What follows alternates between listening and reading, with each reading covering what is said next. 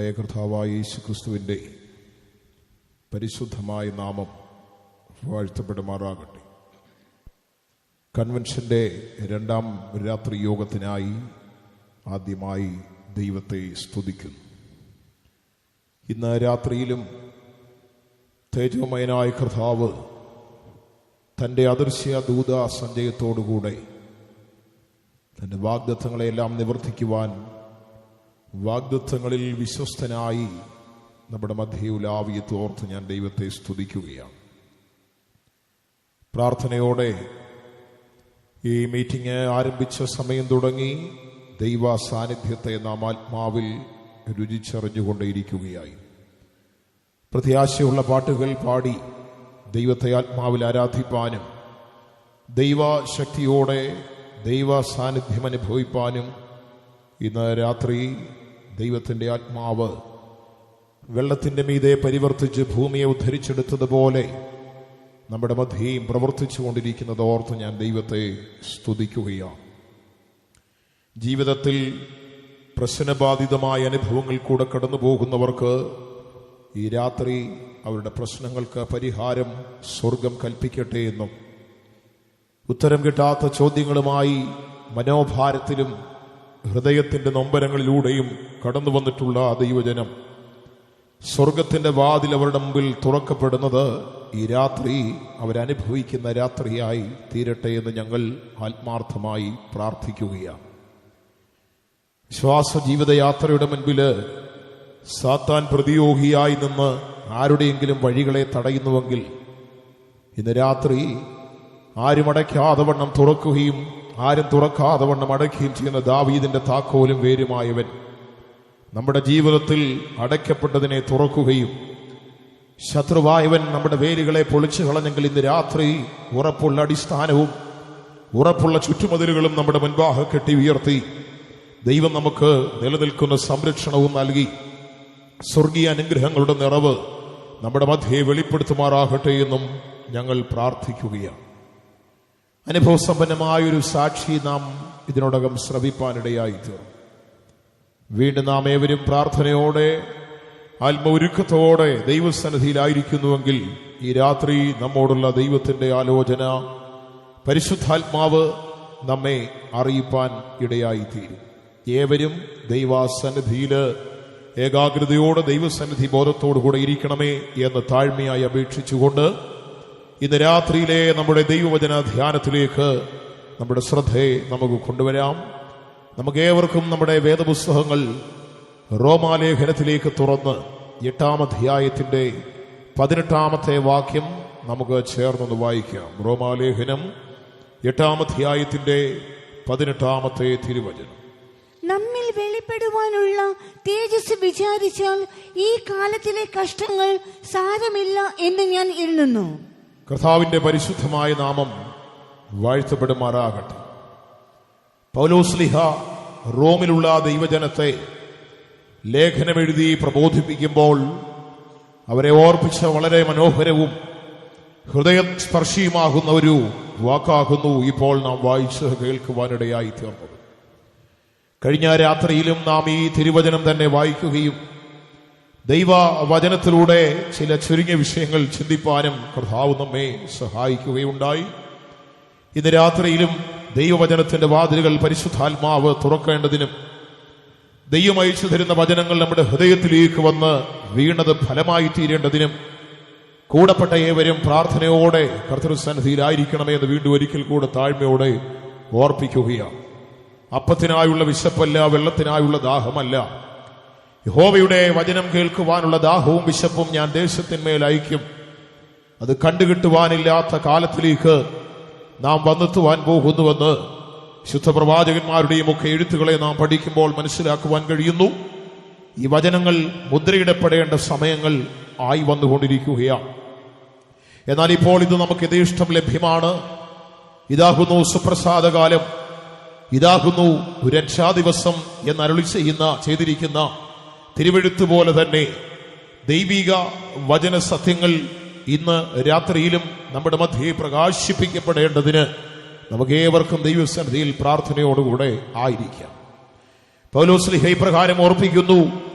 നമ്മിൽ വെളിപ്പെടുവാനുള്ള തേജസ് വിചാരിച്ചാല് ഈ കാലങ്ങളിലെ കഷ്ടങ്ങൾ സാരമില്ല എന്ന് ഞാൻ എണ്ണും. ആ വേദഭാഗത്തെ നാം ഒന്ന് കീറി അതിന്റെ ആഴങ്ങളിലേക്ക് ഇറങ്ങി ഒന്ന് പരിശോധിച്ചാൽ നമ്മിൽ എന്ന ഒരു കൂട്ടരെ കുറിച്ച് എടുത്തു പറയുകയാണ്. ആരാണ് ഈ നാം? വിശുദ്ധ വേദപുസ്തകം നാം പഠിച്ചു നോക്കുമ്പോൾ നാം എന്ന് പറയുന്ന ഒരു സമൂഹത്തെ ബൈബിളിൽ നമുക്ക് വ്യക്തമായി കാണുവാൻ കഴിയുന്നു. കുഞ്ഞാടിന്റെ പരിശുദ്ധ നടത്താൽ വീണ്ടെടുക്കപ്പെട്ട് പാപത്തിന്റെ താൽക്കാലിക സുഖങ്ങളെയും ലൗകിക അനുഭവങ്ങളെയും വിട്ടകന്ന് നിത്യതയുടെ പ്രകാശം ലഭിച്ച ഭക്തന്മാർ അവരുടെ പദങ്ങൾ ഈ ഭൂമിയിൽ അവർ ഊന്നി നിൽക്കുമ്പോൾ അവർക്ക് ലഭിച്ച ദർശനത്തിനൊത്തവണ്ണം അവർ പദമൂന്നി മുൻപോട്ട് യാത്ര ചെയ്യവേ ലോകത്തിന്റെ താൽക്കാലികമായ അനുഭവങ്ങളെ തൃണവൽക്കരിച്ചുകൊണ്ട് അവരുടെ മുൻപിൽ തുറക്കപ്പെട്ട വാതിലൂടെ ലഭ്യമാകുന്ന ആത്മീക നന്മകൾ, അനുഗ്രഹങ്ങൾ പ്രാപിച്ച് നിത്യതയുടെ ദർശനത്തിനൊത്തവണ്ണം ജീവിക്കുന്ന ഭക്തന്മാർക്ക് വേണ്ടി സ്വർഗം കരുതുന്നതും ഒരുക്കുന്നതുമായ അനേക ആത്മീക അനുഗ്രഹങ്ങളെ നമുക്ക് കാണുവാൻ കഴിയും. ആത്മാവെന്ന ആദ്യദാനം ലഭിച്ചവരായ നാം, ദൈവത്തിന് സ്തോത്രം, കർത്താവായ യേശുക്രിസ്തുവിന്റെ പരിശുദ്ധ നടത്താൽ വീണ്ടെടുക്കപ്പെട്ട് രക്ഷാനിർണയം പ്രാപിച്ച നാം ദൈവ കൽപ്പനകളെ അനുസരിച്ച് യേശുവിന് വേണ്ടി ജീവിപ്പാൻ ആഗ്രഹിക്കുന്നവരും ആഗ്രഹിച്ച് മുൻപോട്ട് പോകുന്നവരുമായ നാം ആ കൂട്ടരോട് പറയുന്നു, നമ്മിൽ വെളിപ്പെടുവാനുള്ള തേജസ് വിചാരിച്ചാൽ ഈ കാലങ്ങളിലെ കഷ്ടങ്ങൾ സാരമില്ല എന്ന് എണ്ണുകയാ. ദൈവ ഭക്തിയെ മുറുകെ പിടിച്ച് ജീവിക്കുന്ന ദൈവഭക്തന്മാരെ ഒരുപക്ഷെ ഈ ലോകത്തില് നാം ആഗ്രഹിക്കുന്ന തരത്തിലൊന്നും നമുക്ക് എത്തിച്ചേരുവാനോ യാത്ര ചെയ്യുവാനോ ഒരു പക്ഷേ കഴിയാതെ പോയേക്കാം. ലോകത്തിൽ നിന്ദകളും അപമാനങ്ങളും പഴികളും ദൂഷികളും ആക്ഷേപങ്ങളും കടൽ തിരമാലകൾ പോലെ നമ്മുടെ ജീവിത പടകിന് നേരെ ആഞ്ഞടിച്ചു കൊണ്ടിരിക്കാം. ലോകം നമ്മെ പുച്ഛിച്ച് തള്ളിക്കളഞ്ഞേക്കാം. നമ്മുടെ സമൂഹം, നാം ഉൾപ്പെട്ടു നിൽക്കുന്ന സൊസൈറ്റി നമുക്ക് പ്രതികൂലമായി തീർന്നേക്കാം. നമ്മെ സ്നേഹിച്ചവർ നമ്മെ വെറുത്തു കളഞ്ഞേക്കാം. നമുക്ക് ആശ്രയവും അഭയവും നൽകേണ്ടവർ അവർ മുഖം തിരിച്ച് പുറം കാട്ടിക്കൊണ്ടുപോകുന്ന സന്ദർഭങ്ങൾ മുൻപിൽ കടന്നു വന്നേക്കാം. എന്നാൽ ലോകത്തിൽ തള്ളപ്പെടുന്നവർ, ലോകത്തിൽ ഉപേക്ഷിക്കപ്പെടുന്നവർ, യേശുവിന്റെ നാമനിമിത്തം ലോകത്തിൽ അവരൊന്നുമല്ലാത്ത നിലയിലേക്ക് വലിച്ചെറിയപ്പെട്ടു പോകുന്നവരുണ്ടെങ്കിൽ സ്വർഗത്തിന്റെ കവാടം ഭക്തന്മാർക്ക് വേണ്ടി തുറന്നു വരുന്ന ദിനത്തിൽ അവരിൽ വെളിപ്പെടുവാൻ പോകുന്ന ആ ദൈവിക പ്രഭയെക്കുറിച്ചാണ് പൗലോസ്ലീഹ ഇവിടെ ഓർപ്പിക്കുന്നത്. വെളിപ്പെടുവാനുള്ള തേജസ് വിചാരിച്ചാൽ, അതൊന്ന് വിചാരിച്ചാൽ ഇക്കാലങ്ങളിലെ കഷ്ടങ്ങൾ സാരമില്ല. ഈ കാലങ്ങളിലെ കഷ്ടങ്ങൾ ഏതാണ്? ഈ കാലം കഴിഞ്ഞ രാത്രി ചുരുക്കമായി ഞാനത് ഓർപ്പിക്കുകയുണ്ടായി. കഷ്ടതകൾ ഇല്ലെന്നവിടെ പറയുന്നില്ല. യേശു തന്നെ പറഞ്ഞല്ലോ, തന്നെ അനുഗമിച്ച പുരുഷാരത്തോട് അവരെ ധൈര്യപ്പെടുത്തുവാൻ, നിങ്ങൾക്ക് എന്നിൽ സമാധാനമുണ്ടാകേണ്ടതിന് ഞാൻ ഇത് നിങ്ങളോട് പറയുന്നു എന്ന് പറഞ്ഞ് യേശു തന്നെ അനുഗമിച്ച പുരുഷാരത്തോട് ഇപ്രകാരം ഒഴിഞ്ഞു, ലോകത്തിൽ നിങ്ങൾക്ക് കഷ്ടമുണ്ട്, എങ്കിലും ധൈര്യപ്പെടുവീൻ, ഞാൻ ലോകത്തെ ജയിച്ചിരിക്കുന്നുവെന്ന് അരുളി ചെയ്ത അരിമനാഥനായ കർത്താവിന്റെ ആ വാഗ്ദത്ത വചനങ്ങളെ നമുക്ക് നമ്മുടെ ജീവിതത്തോടൊന്ന് ചേർത്ത് പിടിക്കാം. കഷ്ടമില്ല എന്ന് യേശു പറഞ്ഞില്ല, പ്രയാസങ്ങളില്ല എന്നവൻ പറഞ്ഞില്ല. അവൻ പറയുന്നു, കഷ്ടമുണ്ട്, എങ്കിലും ധൈര്യപ്പെടുവീൻ, ഞാൻ ലോകത്തെ ജയിച്ചിരിക്കുന്നു. അതുകൊണ്ട് വിശ്വാസ ജീവിത യാത്ര ചെയ്യുന്ന ഭക്തന്മാരെ, പട്ടുമത്തയുടെ മാർഗമായിരിക്കുകയില്ല ക്രിസ്തീയ ജീവിതം. കല്ലുകളും മുള്ളുകളും പരീക്ഷകളും പരിശോധനകളും പ്രതിസന്ധികളും പ്രതികൂലങ്ങളും ഉയർച്ച താഴ്ചകളൊക്കെ ഒരുപോലെ ജീവിതത്തിലേക്ക് കടന്നു വരുന്ന ഒരു ജീവിത അനുഭവമായിരിക്കാം ഒരു ഭക്തന്റെ ജീവിതത്തിന്റെ മുൻപിൽ അവൻ എപ്പോഴും ലഭ്യമാകുന്നത്. എന്നാൽ ആ കഷ്ടങ്ങളൊന്നും സാരമില്ല എന്നല്ല അദ്ദേഹം പറയുന്നത്. എന്നിൽ വെളിപ്പെടുവാൻ പോകുന്ന ആ പ്രഭ, ആ മഹിമ, ആ മഹത്വത്തെ ഓർക്കുമ്പോൾ ഈ കാലങ്ങളിൽ ജീവിതത്തിൽ നേരിടുന്ന കഷ്ടങ്ങൾ സാരമില്ല എന്ന് ഞാൻ എണ്ണുന്നുവെന്നാണ്. കഷ്ടമില്ലെന്നോ കഷ്ടമൊരു പ്രയാസമല്ലെന്നോ അല്ല അദ്ദേഹം പറയുന്നത്, സാരമില്ല എന്ന് ഞാൻ എണ്ണുകയാണ്. ഇന്ന് രാത്രി നമുക്കും അങ്ങനെ ഒരു എണ്ണപ്പെടൽ ഉണ്ടാകണം. ഈ കാല ജീവിതയാത്രയിൽ നേരിടുന്ന കഷ്ടതകൾ എന്തായിരുന്നാലും അത് സാരമില്ല എന്ന് എണ്ണുവാൻ കഴിയണം. എന്താണ് ഈ വെളിപ്പെടുവാൻ പോകുന്ന തേജസ് എന്ന് പറയുന്നത്? അല്ലെങ്കിൽ അത് എപ്രകാരമാണ് ലഭ്യമാകുന്നത്? ദൈവത്തിന്റെ പ്രമാണങ്ങളും വ്യവസ്ഥകളും അനുശാസിക്കുവാൻ കഴിയാതെ ദൈവകോപത്തിന് പാത്രീഭൂതരായി ജീവിച്ച നമ്മെ ദൈവ കരുണയുടെ പാത്രങ്ങളാക്കി തീർക്കുവാൻ ലോകരക്ഷിതാവായി ഈശോ മിശിഹ 2000-ൽ പരം വർഷങ്ങൾക്ക് മുൻപ് മാനവജാതിയുടെ പാപത്തിന്റെ പരിഹാരത്തിന് നരനായി ഭൂമിയിൽ അവതാരമെടുത്ത് 33.5 തിരുവയസ്സ് വരെ ഈ ലോകത്തിൽ ജീവിച്ച് പിതാവിന്റെ സമ്പൂർണമായ ഹിതം തന്റെ ജീവിതത്തിൽ നിവർത്തിച്ച് കാൽവറി ക്രൂശിൽ അവൻ പിടഞ്ഞു മരിക്കുമ്പോൾ മരണത്തെ ആസ്വദിക്കുവാൻ അവൻ ക്രൂശിന്മേൽ തന്നെ താൻ സമർപ്പിച്ച് അവന്റെ അവസാന തുള്ളി രക്തം മനുഷ്യന്റെ പാപത്തിന്റെ കഴുകലിനും ശുദ്ധീകരണത്തിനും വേണ്ടി അവൻ ഒഴുക്കി തന്നപ്പോൾ അപ്രകാരം ക്രൂശിൽ നിന്നൊഴുകിയ രക്തത്താൽ മനുഷ്യന്റെ പാപത്തിന്റെ കറകൾ കഴുകിക്കളയുന്നു.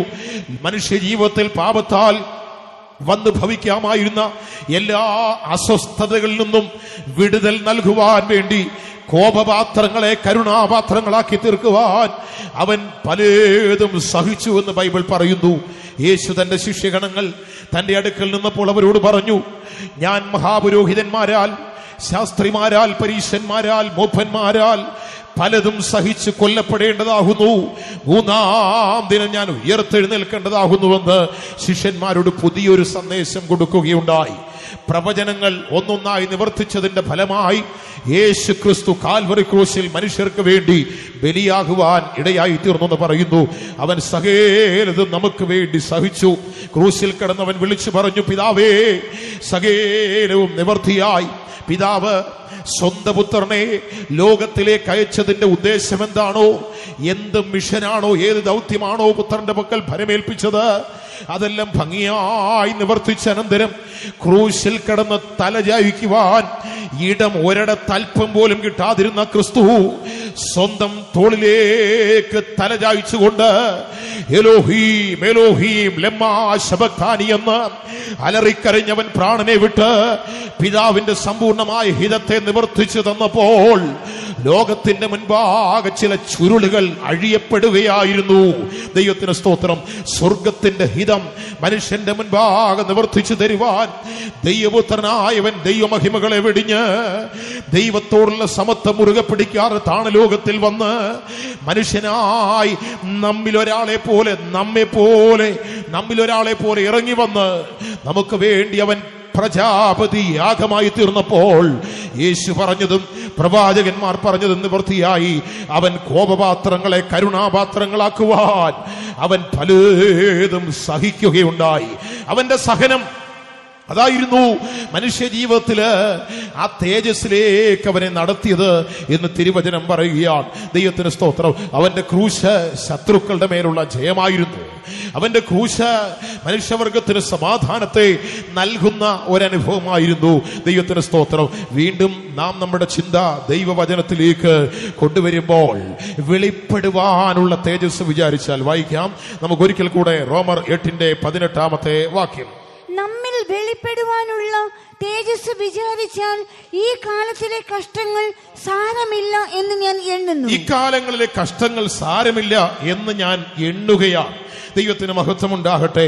ഈ കാലങ്ങളിലെ കഷ്ടങ്ങൾ സാരമില്ല എന്നെണ്ണുന്നു. എന്തുകൊണ്ട്? വെളിപ്പെടുവാൻ പോകുന്ന ആ തേജസ്സിനെ ഓർക്കുമ്പോൾ, ആ പ്രഭയെ ഓർക്കുമ്പോൾ, ദൈവത്തിന് സ്തോത്രം, ആ പ്രകാശ പൊടിപൂരം അത് ഓർക്കുമ്പോൾ കഷ്ടങ്ങൾ സാരമില്ല എന്ന് ഞാൻ എണ്ണുകയാണ്. എങ്ങനെ അത് പ്രാപിപ്പാൻ കഴിയും? ഒരു മനുഷ്യൻ പാപിയായി, പാപത്തിന് ദാസനായി, ദൈവത്തിന്റെ തേജസ് നഷ്ടപ്പെട്ട് പാപത്തിന് ദാസനായി പിശാചിന്റെ പ്രേരണകളിലൂടെ ജീവിച്ച് നരകകവാടത്തിലേക്ക് വലിച്ചെറിയപ്പെട്ട ഒരു മനുഷ്യരെ ദൈവ തേജസ്സിലേക്ക് കൊണ്ടുവരുവാൻ നമ്മുടെ യേശു കാൽവറിയിലേക്ക് പോയി. ദൈവത്തിന് സ്തോത്രം. വീണ്ടും നാം തിരുവചനത്തിലേക്ക് വരുമ്പോൾ 2 കൊരിന്ത്യർ 4-ാം അധ്യായത്തിന്റെ 4-ാം വചനത്തിലേക്ക് നമുക്ക് നമ്മുടെ ശ്രദ്ധ ഒന്ന് കൊണ്ടുവരാം. കൊരിന്ത്യർക്ക് എഴുതിയ 2-ാം ലേഖനം 4-ാം അധ്യായത്തിന്റെ 4-ാമത്തെ വാക്യം. ദൈവപ്രതിമയായ ക്രിസ്തുവിന്റെ തേജസ്സുള്ള സുവിശേഷത്തിന്റെ പ്രകാശനം ശോഭിക്കാതിരിപ്പാൻ, തേജസ്സുള്ള സുവിശേഷത്തിന്റെ പ്രകാശനം ശോഭിക്കാതിരിപ്പാൻ ഈ ലോകത്തിന്റെ ദൈവം അവിശ്വാസികളുടെ മനസ്സ് കുരുടാക്കി. ദൈവപ്രതിമയായ ക്രിസ്തുവിന്റെ തേജസ്സുള്ള സുവിശേഷം, light of the glorious gospel, തേജസ്സേറിയ സുവിശേഷം ദൈവ പ്രതിമയായ ക്രിസ്തുവിനെ കുറിച്ച് പറയുന്നു. അവൻ അദർശ്യനായ ദൈവത്തിന്റെ പ്രതിമയാണ്. Image of the invisible God. അദർശ്യനായ ദൈവത്തിന്റെ പ്രതിമയായ ക്രിസ്തുവിനെ കുറിച്ചുള്ള സത്യസുവിശേഷം, light of the glorious gospel, തേജസ്സേറിയ സുവിശേഷം, അത് ശോഭിക്കാതിരിപ്പാൻ ഈ ലോകത്തിന്റെ ദൈവം അവിശ്വാസികളുടെ മനസ്സു കുരുടാക്കുകയാണ്. ദൈവത്തിന് സ്തോത്രം. ആരാണ് ഈ ലോകത്തിന്റെ ദൈവം എന്ന് പറയുന്നത്? ഒറ്റ വാക്കിൽ പറയാം, സാത്താൻ, പിശാച്. ദൈവത്തിന് സ്തോത്രം. ഈ ലോകത്തിന്റെ പ്രഭു, ഈ ലോകത്തിന്റെ ദൈവമെന്നറിയപ്പെടുന്ന സാത്താൻ മനുഷ്യന്റെ മനസ്സുകളെ കുരുടാക്കി കളയുകയാണ്. ദൈവത്തിന് സ്തോത്രം. എന്താണ് നാം വായിച്ചത്? ദൈവപ്രതിമയായ ക്രിസ്തുവിന്റെ തേജസ്സുള്ള സുവിശേഷം പ്രാപിപ്പാനുള്ള തേജസ് വിചാരിച്ചാൽ കഷ്ടങ്ങൾ സാരമില്ല. എപ്രകാരം അത് പ്രാപിപ്പാൻ കഴിയും? ഒന്നാമത്, യേശു ക്രൂശിൽ നമുക്ക് വേണ്ടി മരിച്ചത് നിമിത്തമായി യേശുവിന്റെ കാൽവറിയുടെ സഹനം ഒരു മനുഷ്യന്റെ ജീവിതത്തിൽ പാപത്താൽ വന്ന ഇരുളിനെ മാറ്റി ദൈവപ്രഭയിലേക്ക് അവനെ കൊണ്ടുവരികയാണ്. ദൈവത്തിന് സ്തോത്രം. ആരെങ്കിലും പാപത്തിന്റെ ഭാരത്താൽ വലിച്ചിഴയ്ക്കപ്പെട്ട് ജീവിതയാത്ര മുൻപോട്ട് കൊണ്ടുപോകുവാൻ വളരെ ക്ലേശിതരാകുന്നുവെങ്കിൽ നിങ്ങളുടെ മുൻപാകെ ഞങ്ങൾ ശുപാർശ ചെയ്യുന്ന നസ്രയനായ യേശു, പാപത്തെ കഴുകുവാൻ ശക്തിയുള്ളവൻ, പാപത്തിന് വേണ്ടി തകർക്കപ്പെട്ടവൻ, പാപത്തിന്റെ കറകൾ കഴുകി ശുദ്ധീകരിക്കുവാൻ അടിയേറ്റ് മുറിവേറ്റവൻ ഇന്ന് രാത്രിയിലും നമ്മുടെ മധ്യയുണ്ട്. അടുത്തതായി പറയുന്നു, അങ്ങനെ മുറിവേറ്റ് തകർക്കപ്പെട്ട ആ ക്രിസ്തുവിന്റെ തേജസ്സുള്ള സുവിശേഷം ശോഭിക്കാതിരിപ്പാൻ ലോകത്തിന്റെ ദൈവം അവിശ്വാസ മനസ്സുകളെ കുരുടാക്കുകയാണ്. ദൈവത്തിന് സ്തോത്രം. എന്താണ് സുവിശേഷം എന്ന് പറയുന്നത്? ദൈവത്തിന് സ്തോത്രം. സുവിശേഷം, ഗുഡ് ന്യൂസ് എന്ന് പറഞ്ഞാൽ എന്താണ്? ഒരിക്കലൊരു ഭക്തൻ ഇപ്രകാരം പറയുകയുണ്ടായി. യേശുവിന്റെ ക്രൂശിനെ ചൂണ്ടിക്കാണിച്ചുകൊണ്ട് പറഞ്ഞു, അതൊരു സുവിശേഷമാണ്. ആ കുരിശിന് 4 ദിക്കുകളുണ്ട്. North, south, east, west. ഇതെല്ലാം കൂടെ ചേർത്തൊന്ന് വായിച്ചാൽ ന്യൂസ് എന്നൊരു വാക്ക് നമുക്ക് അവിടെ ഉണ്ടാക്കിയെടുക്കുവാൻ കഴിയും. യേശുവിന്റെ ക്രൂശ് ഒരു ന്യൂസാണ്. ആ ക്രൂശിന്റെ നടുവിൽ കിടക്കുന്ന ഒരു നല്ലവൻ, ഒരു ഗുഡ് നല്ലവൻ കിടക്കുന്നു. ക്രൂശ് മൊത്തത്തിൽ നോക്കുമ്പോൾ ഒരു ഗുഡ് ന്യൂസ് അവിടെ കാണുകയാണ്. യേശുവിന്റെ ക്രൂശ് ഒരു സുവിശേഷമായി നമുക്ക് ഉയർത്തപ്പെട്ട് നിൽക്കുകയാണ്. ഇന്ന് രാത്രി നാം വായിച്ചു കേട്ട വചനത്തിലേക്ക് വരുമ്പോൾ തിരുവചനം നമ്മെ ഓർപ്പിക്കുകയാണ്, തേജസ്സുള്ള സുവിശേഷത്തിന്റെ പ്രകാശനം, light of the glorious gospel. തേജസ്സുള്ള സുവിശേഷത്തിന്റെ ആ പ്രകാശനം ഒരു മനുഷ്യന്റെ മനസ്സിനെ പ്രകാശിപ്പിച്ചെടുക്കുവാൻ കഴിയാത്ത നിലയിൽ, അങ്ങനെ സാധ്യമല്ലാത്ത നിലവാരത്തിൽ മനുഷ്യ മനസ്സുകളെ സാത്താൻ ഇന്ന് കുരുടാക്കിക്കൊണ്ടിരിക്കുകയാണ്. കൂടപ്പെട്ട ഏവരും പ്രാർത്ഥിക്കണം. ചാത്തന്നൂർ ദേശത്ത് ദൈവത്തിന്റെ ആ പ്രവൃത്തി സാധ്യമാകണം. ഈ ദേശത്ത് ദൈവത്തിന്റെ ആ പ്രവൃത്തി വ്യക്തമായി നടക്കുവാൻ ഇടയായി തീരണം. ദൈവത്തിന് മഹത്വമുണ്ടാകട്ടെ. തേജസ്സിന്റെ ആ സുവിശേഷം നമ്മിലേക്ക് വരികയാണ്. ആ സുവിശേഷത്താൽ ഒരു മനുഷ്യൻ പ്രകാശപൂർണനായി തീരുന്നു എന്ന് ദൈവവചനം പറയുന്നു. എന്നാൽ ഇന്ന് ലോകം അതിന് തടയിട്ടുകൊണ്ടിരിക്കുകയാണ്. സുവിശേഷം പ്രസംഗിക്കുവാൻ പാടില്ല, സുവിശേഷ പ്രതികൾ വിതരണം ചെയ്യുവാൻ പാടില്ല, സുവിശേഷത്തെ കെട്ടിമുറുക്കുവാൻ ലോകം ശ്രമിക്കുമ്പോൾ ഓർത്തുകൊള്ളണമേ, പാപത്തിന്റെ പിടിയിൽപ്പെട്ട് അമർന്നുപോയ മനുഷ്യവർഗത്തെ നിത്യതയുടെ കവാടത്തിലേക്ക് കൈപിടിച്ചുയർത്തുവാൻ തേജസ്സുള്ള സുവിശേഷത്തെ ദൈവം ലോകത്തിലേക്ക് അയക്കുമ്പോൾ അവിശ്വാസ മനസ്സുകളെ കുരുടാക്കുവാൻ സാത്താൻ ഇന്ന് ശക്തിയോടെ പ്രവർത്തിച്ചുകൊണ്ടിരിക്കുന്ന ഒരു കാലത്തെ നമുക്ക് കാണുവാൻ കഴിയും. വീണ്ടും നാം നമ്മുടെ ശ്രദ്ധ തിരുവചനത്തിലേക്ക് കൊണ്ടുവരുമ്പോൾ തെസ്സലോനിക്കർക്ക് എഴുതിയ 2-ാം ലേഖനം 2-ാം അധ്യായം 14-ാം വാക്യം വായിച്ചാൽ പൗലോസ്ലീഹ മറ്റൊരു സന്ദേശം അവിടെ പറയുന്നു. എന്റെ കർത്താവായ യേശുവിന്റെ മഹത്വം പ്രാപിപ്പാൻ, ആ തേജസ് പ്രാപിപ്പാനല്ലോ ഞങ്ങളുടെ സുവിശേഷ ഘോഷണത്താൽ നിങ്ങളെ രക്ഷയ്ക്ക് വിളിച്ചത്. വായിക്കാം 2-ന്റെ 14-ാമത് വാക്യം. നമ്മുടെ കർത്താവായ യേശു ക്രിസ്തുവിന്റെ മഹത്വം പ്രാപിപ്പാനല്ലോ അവൻ ഞങ്ങളുടെ സുവിശേഷ ഘോഷണത്താൽ നിങ്ങളെ രക്ഷയ്ക്ക് വിളിച്ചത്. അവൻ ഞങ്ങളുടെ സുവിശേഷ ഘോഷണത്താൽ ഞങ്ങളെ രക്ഷയ്ക്ക് വിളിച്ചത്. യേശുവിന്റെ തേജസ് പ്രാപിപ്പാൻ അവൻ ഞങ്ങളുടെ സുവിശേഷ ഘോഷണത്താൽ നിങ്ങളെ രക്ഷയ്ക്ക് വിളിക്കുകയാണ്. ആ തേജസ് പ്രാപിക്കണമെങ്കിൽ തിരുവചനം പറയുന്നു, സുവിശേഷം എന്തിനാ? ഇന്നത്തെ ലോകത്തിന് ആത്മീയഗോളത്തിന് കാലിടറി നിൽക്കുകയാണോ എന്ന് സംശയമുണ്ട്. സുവിശേഷം എന്തിനാ? വഞ്ചിപ്പിരിവ് നടത്താനല്ലെന്ന്. ദൈവത്തിന് സ്തോത്രം. സുവിശേഷം എന്തിനാ? പാട്ട് കച്ചേരി നടത്താനല്ല. സുവിശേഷം എന്തിനാ? സഭയുടെ ബാനർ പൊക്കി പിടിക്കാനല്ല. സുവിശേഷം എന്തിനാണ്? തിരുവചനം പറയുന്നു, യേശുവിന്റെ മഹത്വം പ്രാപിപ്പാനല്ലോ. അവൻ ഞങ്ങളുടെ സുവിശേഷ ഘോഷണത്താൽ നിങ്ങളെ രക്ഷയ്ക്ക് വിളിച്ചത്. ഇന്ന് ക്ഷമിക്കണം, ദൈവത്തിന് സ്തോത്രം, സുവിശേഷം എന്നൊക്കെ പറഞ്ഞ് ദൈവത്തിന് സ്തോത്രം പരിഹസിക്കുകയല്ല. പഴയ കാലത്ത് പൂർവന്മാര്, പഴയ അപ്പന്മാരൊക്കെ പേരിടും സുവിശേഷ മഹായോഗം, സുവിശേഷ പ്രസംഗയോഗം എന്നൊക്കെയാ. എന്നാൽ ഇപ്പൊ പേരൊക്കെ മാറിപ്പോയി. ആത്മമാരി, അഭിഷേക അഗ്നി എന്നൊക്കെ പറഞ്ഞുകൊണ്ട് പേരെഴുതി. മാവിന്റെ മേളിലൊരു ആത്മമാരി, തെങ്ങിന്റെ മേലൊരു അഗ്നിമാരി എന്നൊക്കെ പറഞ്ഞ പേരൊക്കെ അങ്ങ് മാറ്റിയ പുതിയ ന്യൂജൻ സുവിശേഷ സംവിധാനങ്ങൾ വന്നുകൊണ്ടിരിക്കുന്ന കാര്യം വിമർശിക്കുകയോ കുറ്റം പറയുകയൊന്നുമല്ല. പണ്ട് പഴമന്മാര്, പഴയ അപ്പച്ചന്മാരൊക്കെ അവർ ചെയ്തിരുന്ന ഒരു അനുഭവം ഉണ്ട്, സുവിശേഷ യോഗം. ദൈവത്തിന് സ്തോത്രം. ദൈവിക രോഗശാന്തി ശുശ്രൂഷയും സുവിശേഷ യോഗങ്ങളും ഇന്ന് അതെല്ലാം മാറുകയാ. ദൈവത്തിന് സ്തോത്രം. പിന്നെയോ സുവിശേഷ പ്രഭാഷണങ്ങൾ നടത്തുന്ന സ്റ്റേജുകളില് പല കളറിലുള്ള ലൈറ്റുകൾ മിന്നിത്തിളങ്ങുമ്പോൾ വെള്ളിത്തിരയിൽ വെട്ടിവിളങ്ങുന്നത് പോലെ ആളുകൾ ഓടി നടന്ന് പാട്ടുപാടുന്നു.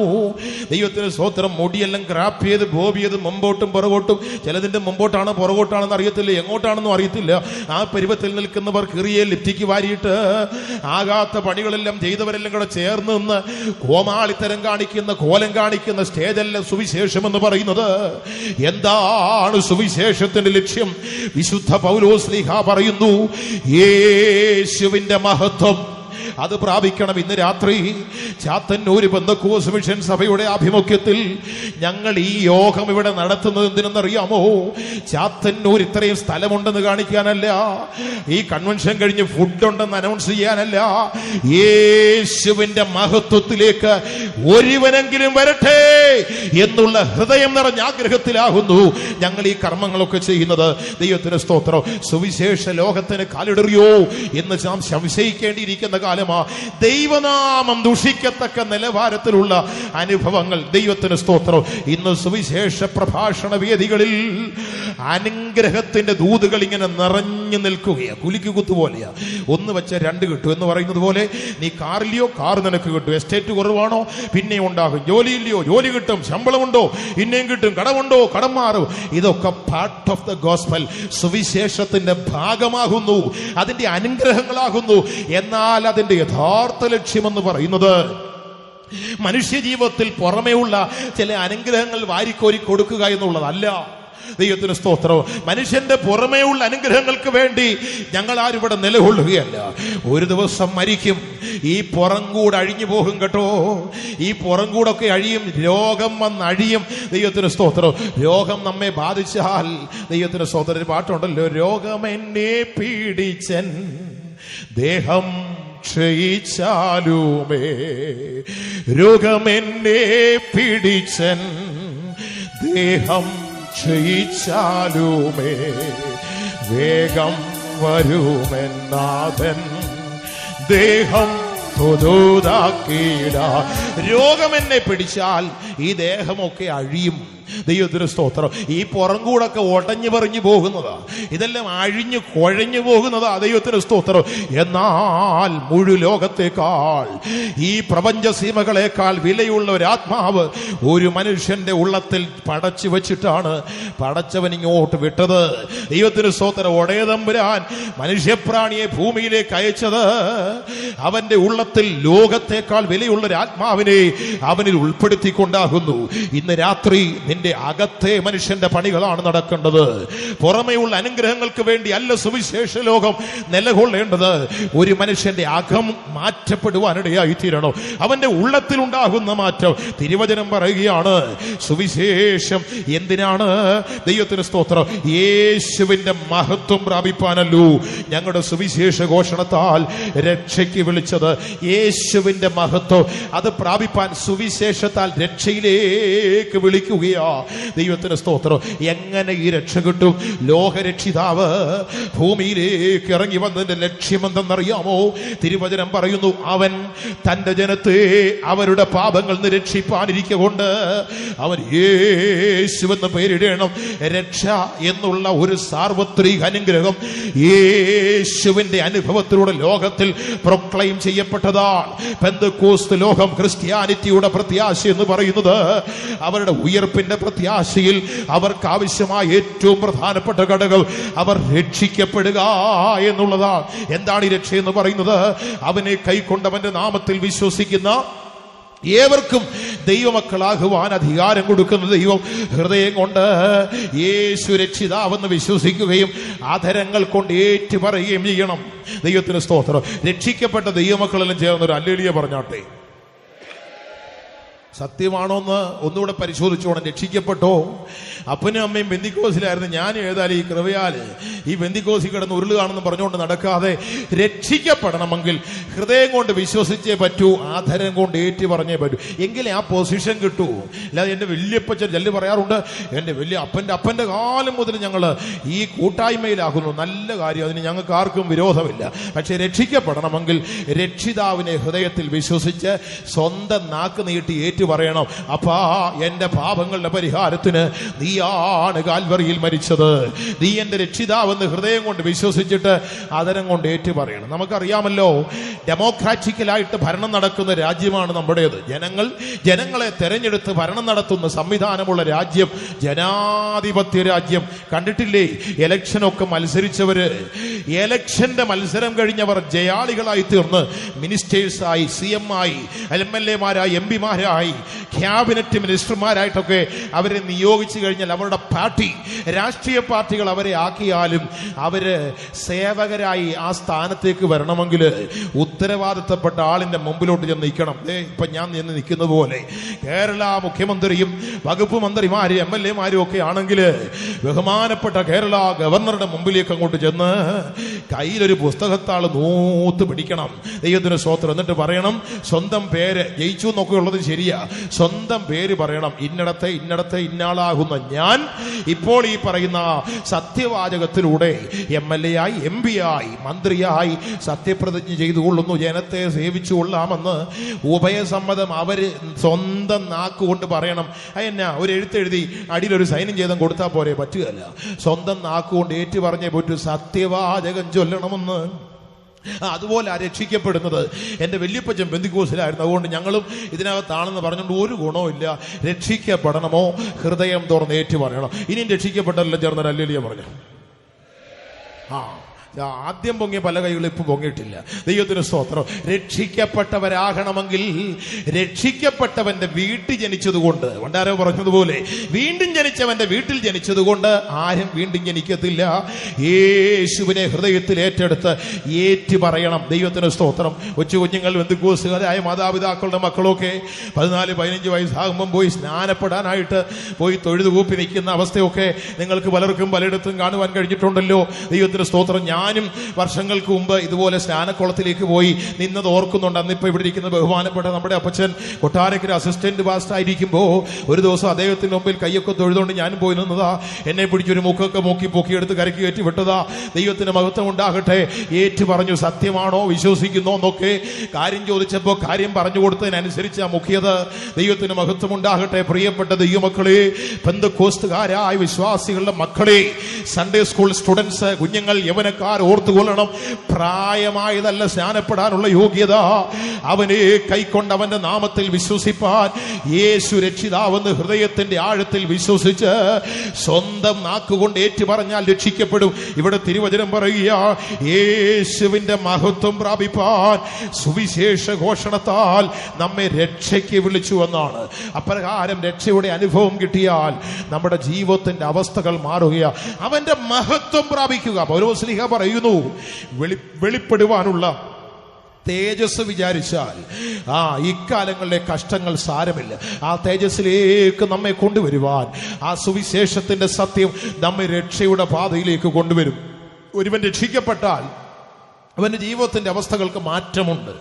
ഇന്നലെ വരെയുള്ള ജീവിതമല്ല ഇന്നു മുതലുള്ളവന്റെ ജീവിതം. അതുകൊണ്ട് രക്ഷിക്കപ്പെട്ടവരെ 2 പ്രാവശ്യം ഞാൻ കൈയുയർത്തി ഹല്ലേലൂയ പറയിപ്പിച്ചത് കഴിഞ്ഞ കാല ജീവിതങ്ങളിൽ നിന്ന് എൻറ്റയർലി ഡിഫറന്റ് ആയിരിക്കണം. വളരെ വ്യത്യസ്തമായ നിലവാരത്തിൽ ദൈവമക്കൾ അവരുടെ ആത്മീക ജീവിതം ചെയ്തുകൊള്ളണം.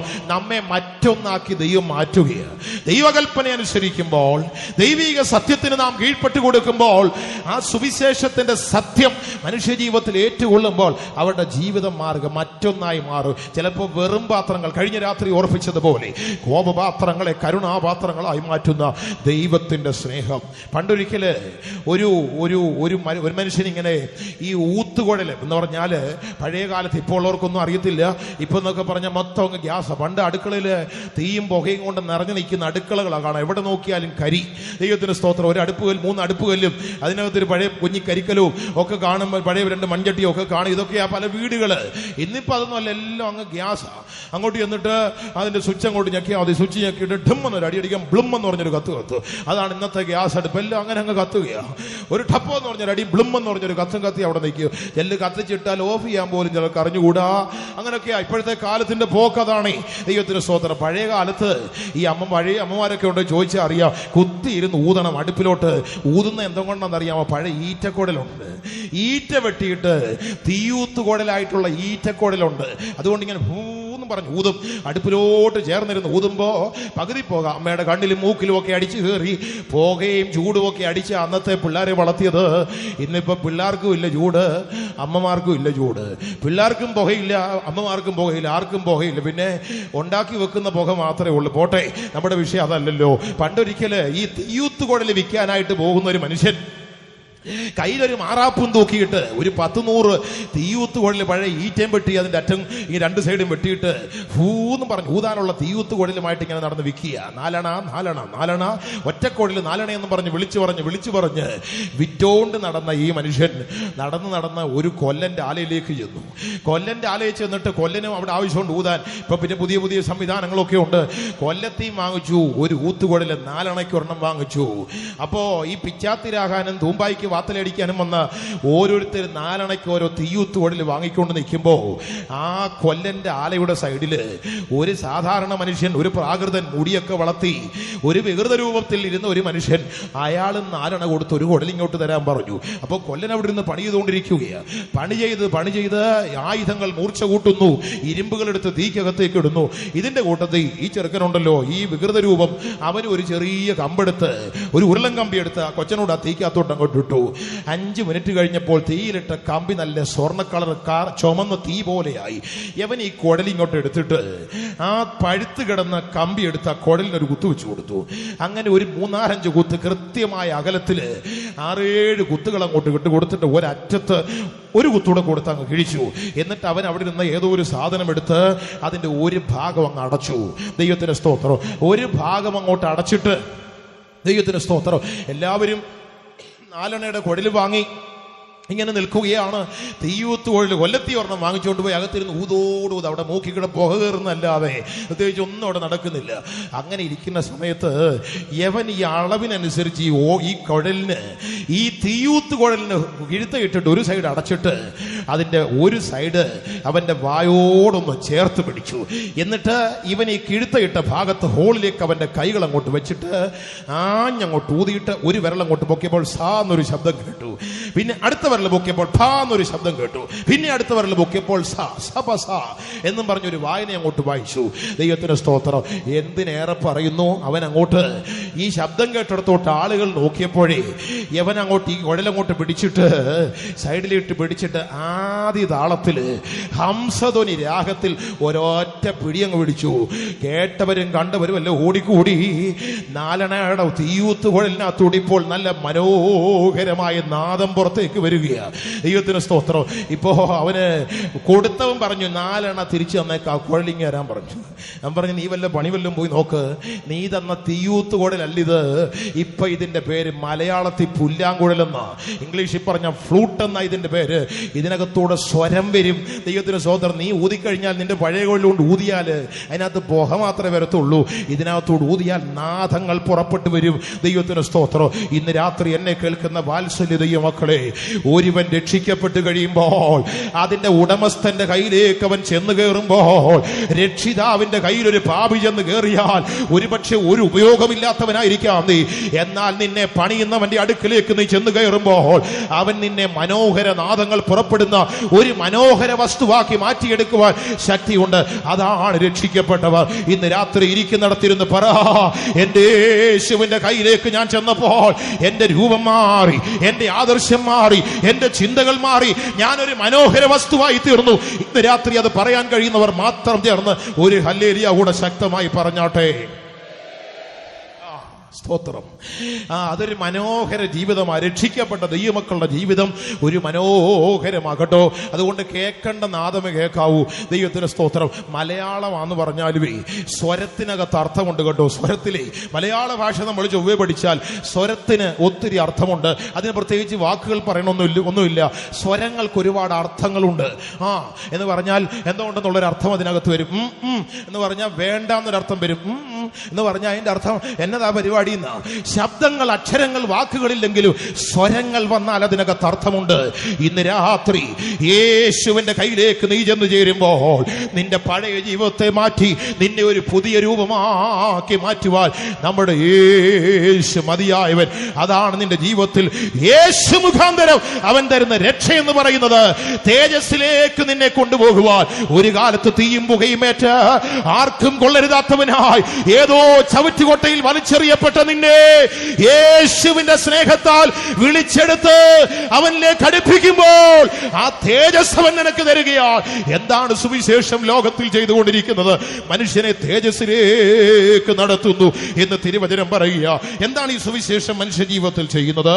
തീമോഥെയോസിന്റെ 2-ാം ലേഖനം 1-ാം അധ്യായം 10-ാം തിരുവചനത്തെ നമുക്കൊന്ന് വായിച്ചു നോക്കാം. 2 തീമോഥെയോസ് 1-ാം അധ്യായത്തിന്റെ 10-ാമത്തെ വാക്യം.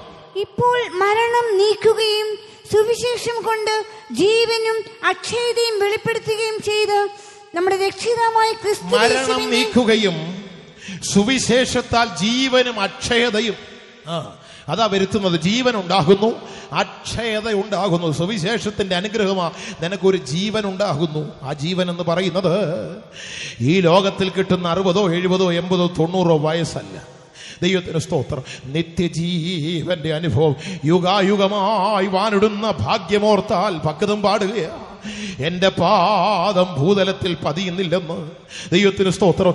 യുഗായുഗം യേശുവിനോടുകൂടെ നിത്യതയുടെ തുറമുഖത്ത് നമുക്ക് വസിപ്പാൻ കഴിയണമെങ്കിൽ ആ നിത്യജീവന് പങ്കാളികളായി തീരണം. അത് ലഭിക്കുന്നത് സുവിശേഷത്താലാണ്. തിരുവചനം പറയുന്നു, മരണം നീങ്ങുന്നു, സുവിശേഷത്താൽ ജീവനും അക്ഷയതയും ഉണ്ടാകുന്നു, അമർത്യതയുണ്ടാവുകയാണ്. ദൈവത്തിന് സ്തോത്രം. ഇപ്പോഴത്തെ ശരീരം അഴിഞ്ഞു പോകുന്നതാണെങ്കിൽ ഇതിന് അഴിവില്ലാത്തൊരു ശരീരത്തെ ദൈവം നമുക്ക് തരുവാൻ ആഗ്രഹിക്കുന്നു. അത് സാധ്യമാകുന്നത് ഓൺലി ബൈ ഗോസ്പൽ. സുവിശേഷത്താൽ ദൈവം നമുക്കത് തരികയാണ്. ഇന്ന് രാത്രി അത് വിശ്വസിക്കാമോ? സഹോദരങ്ങളെ, സ്നേഹിതരെ, പ്രിയപ്പെട്ടവരെ, മരണഭയത്താൽ പിടിപെട്ട് ജീവിതം ഈ ലോകത്തിലെ ജീവിതം ദുസ്സഹമായി തീർന്ന് മുൻപോട്ട് പോകേണ്ട വഴികൾ അറിയാതെ അടയപ്പെട്ടവനാണോ? ഇന്ന് രാത്രി സത്യസുവിശേഷം നിന്റെ കാതുകളിലേക്ക് ദൈവം തരികയാണ്. എന്താണ് ആ സുവിശേഷം? യേശുവാകുന്നു ഞങ്ങളുടെ സുവിശേഷം. ദൈവത്തിന് സ്തോത്രം. എഫേസ്യ ലേഖനം 3-ാം അധ്യായം 6-ാം വാക്യത്തിലേക്ക് നമ്മുടെ ശ്രദ്ധ കൊണ്ടുവരുമ്പോൾ തിരുവചനം പറയുന്നു, അതോ ജാതികൾ ക്രിസ്തുവേശുവിൽ കൂട്ടവകാശികളും ഏക ശരീരസ്ഥരും വാഗ്ദത്തത്തിൻ പങ്കാളികളുമാകേണ്ടതിന്. വായിച്ചാട്ടെ വാക്യം 1. അതോ ജാതികൾ സുവിശേഷത്താൽ ക്രിസ്തുവേശുവിൽ കൂട്ടവകാശികളാകുന്നു. ക്രിസ്തുവേശുവിൽ എങ്ങനെ? സുവിശേഷത്താൽ മാത്രം. ജാതികൾ ക്രിസ്തുവേശുവിൽ സുവിശേഷത്താൽ കൂട്ടവകാശികളും. അടുത്തത് ഏക ശരീരസ്ഥരും വാഗ്ദത്തത്തിൽ പങ്കാളികളുമായി തീരേണ്ടതിന് തിരുവചനം ഓർപ്പിക്കുകയാണ്. സുവിശേഷം മനുഷ്യന് തരുന്ന അനുഗ്രഹങ്ങളാണ്. മരണം നീക്കുന്നു, ജീവനെ തരുന്നു, അക്ഷയതയെ തരുന്നു. ഇവിടെ പറയുന്നു ജാതികൾ. ഒരു പാട്ടുണ്ടല്ലോ, ജാതികൾ ക്രിസ്തുവിൽ ഏകദേഹമായി എന്ന് പാടുന്നൊരു പാട്ടുണ്ട്. പാടാൻ സമയമില്ല. ദൈവത്തിന് സ്തോത്രം. ജാതികൾ സുവിശേഷം നിമിത്തം ക്രിസ്തുവേശുവിൽ കൂട്ടവകാശികളാകുന്നു. ഒരു കാലത്ത് നമുക്കിതിനൊന്നും അവകാശമില്ലായിരുന്നു. എന്നാൽ ഇന്ന് നമുക്കിതിന് അവകാശമുണ്ട്. ദൈവം തമ്പുരാന്റെ അനുഗ്രഹങ്ങൾക്ക് നമ്മൾ അവകാശികളാകുന്നു എന്നുള്ളത് ഉറപ്പായ കാര്യം. കാരണം സുവിശേഷത്തെ ഏറ്റതുകൊണ്ട് ഏക ശരീരസ്ഥർ ഒന്നാകുന്നു. ദൈവത്തിന് സ്തോത്രം. ഒന്നാണോ? ദൈവമക്കളെല്ലാം ചേർന്ന് ഒന്നായിരിക്കുകയാണോ? ഒരു ഹല്ലേലൂയ പറയിപ്പിച്ച കൊള്ളാവുന്ന ആഗ്രഹമുണ്ട്, വേണ്ട, ഉത്സാഹം കളയണ്ടല്ലോ. കാരണം അതിനൊക്കെ ഹല്ലേലൂയ പറയിപ്പിച്ചു കഴിഞ്ഞാൽ കുഴപ്പമുണ്ടാകും. അതുകൊണ്ട് പുറകെ നമുക്കൊന്നുകൂടെ പറയണം. ദൈവത്തിന് സ്തോത്രം. സുവിശേഷത്താൽ ഏക ശരീരം, we are one in Christ. യേശുവിൽ നമ്മൾ ഒന്നാകുന്നു. സുവിശേഷം നമ്മെ ഒന്നാക്കുന്നു. അടുത്തത് വാഗ്ദത്തങ്ങൾക്ക് പങ്കാളികളാക്കുകയാണ്. തിരുവചന ഇപ്രകാരം ഒരു വചനം ഓർപ്പിക്കുന്നു: അവർ ഇസ്രായേലിയർ പുത്രത്വവും ആരാധനയും നിയമങ്ങളും വാഗ്ദത്തങ്ങളും പിതാക്കന്മാരും അവർക്കുള്ളതത്രേ. ഇന്ന് രാത്രി എന്നെ കേൾക്കുന്ന വാത്സല്യ ദൈവമക്കളെ, സുവിശേഷത്താൽ ഒരു ദൈവപൈതനായി തീരുന്ന ഒരു ഭക്തന് അവന്റെ ജീവിതത്തിൽ ദൈവം അനുഗ്രഹങ്ങളെ കൊടുക്കുകയാണ്. ഏക ശരീരസ്ഥരും കൂട്ടവകാശികളും വാഗ്ദത്തങ്ങൾക്ക് പങ്കാളികളും ആകുകയാണ്. ദൈവത്തിന് സ്തോത്രം. വാഗ്ദത്തങ്ങൾക്ക് പങ്കാളികൾ, പാർട്ടേക്കേഴ്സ് ഓഫ് പ്രോമിസ്. ദൈവത്തിന്റെ വാഗ്ദത്തങ്ങൾക്ക് പങ്കുള്ളവരാക്കി എന്നെയും നിങ്ങളെയും മാറ്റിയത് ഈ സുവിശേഷമാണ്. അപ്പോൾ ചോദിക്കും, എന്താണ് സുവിശേഷം? നമുക്കൊന്ന് വായിച്ചു നോക്കാം. തീമോഥെയോസിന്റെ 2-ാം ലേഖനം 2-ാം അധ്യായത്തിന്റെ 8-ാം വാക്യത്തിലേക്ക് വരുമ്പോൾ പൗലോസ് ശ്ലീഹ അവിടെ പ്രകാരം പറയുന്നു: ദാവീദിന്റെ സന്തതിയായിട്ട് ഒരുവൻ ജനിച്ചു, അവൻ മരിച്ചു, അവൻ ഉയർത്തു, അതാണ് എന്റെ സുവിശേഷം. വായിച്ചോട്ടെ. ദാവീദിന്റെ സന്തതിയായി ജനിച്ചു, മരിച്ചിട്ട് ഉയർത്തെഴുന്നേറ്റിരിക്കുന്നു. അതാണ് ഇതിന്റെ പ്രത്യേകത കേട്ടോ. മരിച്ചിട്ട് ഉയർത്തെഴുന്നേറ്റ്. ദൈവത്തിന് സ്തോത്രം. യേശുവിന്റെ മാർഗത്തിന്റെ പ്രത്യേകത എന്താ? ഭക്തനൊരിക്കൽ പാടിയില്ലേ? ഉലകമഹാന്മാരഖിലവും ഒരുപോൽ ഉറങ്ങുന്നു കല്ലറയിൽ. ഉലകമഹാന്മാർ അഖിലവും ഒരുപോൽ ഉറങ്ങുന്നു കല്ലറയിൽ. നമ്മളുന്നതനേശു മഹേശ്വരൻ മാത്രം ഉയരത്തിൽ വാണിടുന്നു. നമ്മളുന്നത യേശു മഹേശ്വരൻ മാത്രം ഉയരത്തിൽ വാണിടുന്നു. ഉലകമഹാന്മാർ, അയ്യോ, ലോകത്തിന്റെ ചരിത്രം പഠിച്ചാട്ട് ഉരുക്ക് പല്ലുകൊണ്ട് ഉലകത്തെ ചവച്ചരച്ച എത്രയോ യുഗപ്രഭാവന്മാർ. മേരി പെരിഞ്ഞ എന്ന കവിയത്രി പാടി സമർത്ഥനായ സീസറും പ്രസിദ്ധനായ ഹോമറും പുകഴ്ചയറ്റ സോളമൻ തുടങ്ങിയുള്ള വിജ്ഞരും അമർന്നുപോയി കാലചക്ര വിഭ്രമത്തിൽ. നമുക്ക് പിന്നെ എന്ത് ശങ്കമാറ്റം? ദൈവത്തിന് സ്തോത്ര. സമർത്ഥന്മാരൊക്കെ ഈ ലോകത്തിന്റെ കാലയവനികയ്ക്കുള്ളിൽ മറയപ്പെട്ടു പോയി. ബലവാന്മാരായ സാമ്രാട്ടുകൾ, ശക്തന്മാരായ നേതാക്കന്മാർ, ലോകത്തെ ഭരിച്ചുണ്ടാക്കിയ ബലവാന്മാർ, രാഷ്ട്രതന്ത്രജ്ഞന്മാർ, രാഷ്ട്രീയ നേതാക്കന്മാർ, മതമേലധ്യക്ഷന്മാർ എന്ന് വേണ്ട സമൂഹത്തിന്റെ നാനാതുറകളിൽ ബലവാന്മാർ, ധീരന്മാർ, ധനവാന്മാർ എന്ന് വേണ്ട പലരും ജനിച്ചു. പക്ഷേ മരണം കൊണ്ട് സകലതും കെട്ടടങ്ങിയപ്പോൾ എന്റെ യേശുവിന്റെ മാർഗം, അതാണ് സുവിശേഷത്തിന്റെ പ്രാധാന്യം. എന്തുകൊണ്ട് ലോകത്തിൽ സുവിശേഷം അടച്ചു കളയുവാൻ നോക്കുമ്പോൾ അത് അടയ്ക്കുവാൻ കഴിയാതെ വളർന്നു വരുന്നു എന്ന് ചോദിച്ചാൽ, യേശുവിന്റെ മാർഗം റോമൻ ഗവർണറുടെ കല്ലറയ്ക്കുള്ളിൽ ഒതുങ്ങിയതല്ല. പൗലോസ് ശ്ലീഹ വിളിച്ചു പറയുന്നു: ദാവീദിന്റെ സന്തതിയായി ജനിച്ച് മരിച്ചിട്ട് ഉയർത്തെഴുന്നേറ്റ യേശുവിനെ ഓർത്തുകൊള്ളുവീൻ. അതാകുന്നു എന്റെ സുവിശേഷം. അവന്റെ മാർഗം മരണം കൊണ്ട് തീർന്നില്ല. മരണം കൊണ്ട് അത് തീർന്നു പോയില്ല. അത് ഉയർപ്പിന്റെ മാർഗമായിരുന്നു. ഉയർത്തെഴുന്നേറ്റു. തിരുവചനം പറയുന്നു അതാകുന്നു ഞങ്ങളുടെ സുവിശേഷം. അതുകൊണ്ടാണ് ഞങ്ങൾ ഈ സത്യത്തെ ലജ്ജ കൂടാതെ വിളിച്ചു പറയുന്നത്. പൗലോസ് പറയുന്നു, സുവിശേഷത്തെ കുറിച്ച് എനിക്ക് ലജ്ജയില്ലെന്നാണ്. ദൈവത്തിന് സ്തോത്രം. എന്തുകൊണ്ട് ലോകത്തിൽ ഇത് പ്രഘോഷിക്കപ്പെടുന്നു എന്ന് ചോദിച്ചാൽ, അവൻ ജനിച്ചു. എന്തിനു വേണ്ടി ജനിച്ചു? തിരുവചനം പറയുന്നു, ദാവീദിന്റെ പട്ടണത്തിൽ ഇന്ന് നിങ്ങൾക്കായി ജനിച്ചു. ഇന്ന് രാത്രി പറയാമോ, എന്റെ യേശുവിന്റെ ജനനം എനിക്ക് വേണ്ടി ആയിരുന്നു എന്ന് തുറന്ന് പറയാമോ? യേശു ജനിച്ചത് നമുക്ക് വേണ്ടി. അടുത്തത് അവൻ മരിച്ചു വന്നാണ്. എന്താണ് അവന്റെ മരണം? അവൻ നമ്മുടെ പാപങ്ങൾ ചുമന്നുകൊണ്ട് കാൽവറി ക്രൂശിൽ തൂങ്ങുമ്പോൾ അവൻ നമ്മുടെ പാപത്തിന് പരിഹാരം ഉണ്ടാക്കുവാൻ വേണ്ടി മരിച്ചു. അടുത്തത് അവൻ ഉയർത്തെഴുന്നേറ്റു. എന്തിനാണ് ഉയർത്തെഴുന്നേറ്റത്?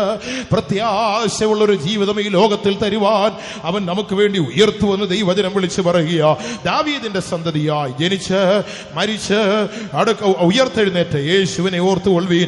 അതാകുന്നു എന്റെ സുവിശേഷം. ദൈവത്തിന് സ്തോത്രം. അതുകൊണ്ട് സ്നേഹത്തോടെ ഞങ്ങൾ പറയുക, ഏറ്റുകൊള്ളണമേ സഹോദരങ്ങളെ, ഏറ്റുകൊള്ളണമേ, സത്യത്തെ സ്വീകരിക്കണമേ. ഇല്ല എങ്കിൽ നമുക്ക് വരുന്നത് ഒരു ഭയാനകമായ ശിക്ഷാവധിയായിരിക്കും. സുവിശേഷം മനുഷ്യനെ തേജസ്സിലേക്ക് നടത്തുകയാണ്, ആ മഹത്വത്തിലേക്ക് അവനെ കൈപിടിക്കുകയാണ്. അപ്പൊ ചോദിക്കൂ, ഇതനുസരിച്ചില്ല ഇപ്പൊ എന്നാ കുഴപ്പമുണ്ടോ ഇല്ലയോ എന്നുള്ളത് ബൈബിൾ വായിച്ചു നോക്കിയിട്ടെന്ന് പറഞ്ഞാൽ മതി. പത്രോസിന്റെ 1-ാം ലേഖനം 4-ാം അധ്യായത്തിന്റെ 17-ാമത്തെ വാക്യം ഒന്ന് വായിച്ചു നോക്കിയാട്ടോ. 1 പത്രോസ് 4-ാം അധ്യായം 17-ാമത്തെ വാക്യം. ന്യായവിധി ദൈവഗൃഹത്തിൽ ആരംഭിപ്പാൻ സമയമായല്ലോ. അത് നമ്മിൽ തുടങ്ങിയാൽ ദൈവത്തിന്റെ സുവിശേഷം ദൈവത്തിന്റെ സുവിശേഷം അനുസരിക്കാത്തവരുടെ അവസാനം എന്താകും? ദൈവത്തിന് സ്തോത്രം. സുവിശേഷം അനുസരിക്കാത്തവന്റെ അവസാനം എന്താകും എന്ന് ഇവിടെ ചോദിക്കുന്നുള്ളൂ. അതിന്റെ ഉത്തരം തിരുവചനത്തിൽ വളരെ വ്യക്തമായി പറയുന്നു. തെസ്സലോനിക്കർക്ക് എഴുതിയ 2-ാം ലേഖനം 1-ാം അധ്യായത്തിന്റെ 10-ാം വാക്യത്തിലേക്ക് നമുക്കൊന്ന് ശ്രദ്ധയെ കൊണ്ടുവരാം. 2 തെസ്സലോനിക്കർ 1-ാം അധ്യായത്തിന്റെ 10-ാമത്തെ വാക്യം വായിച്ചാട്ടെ. സുവിശേഷം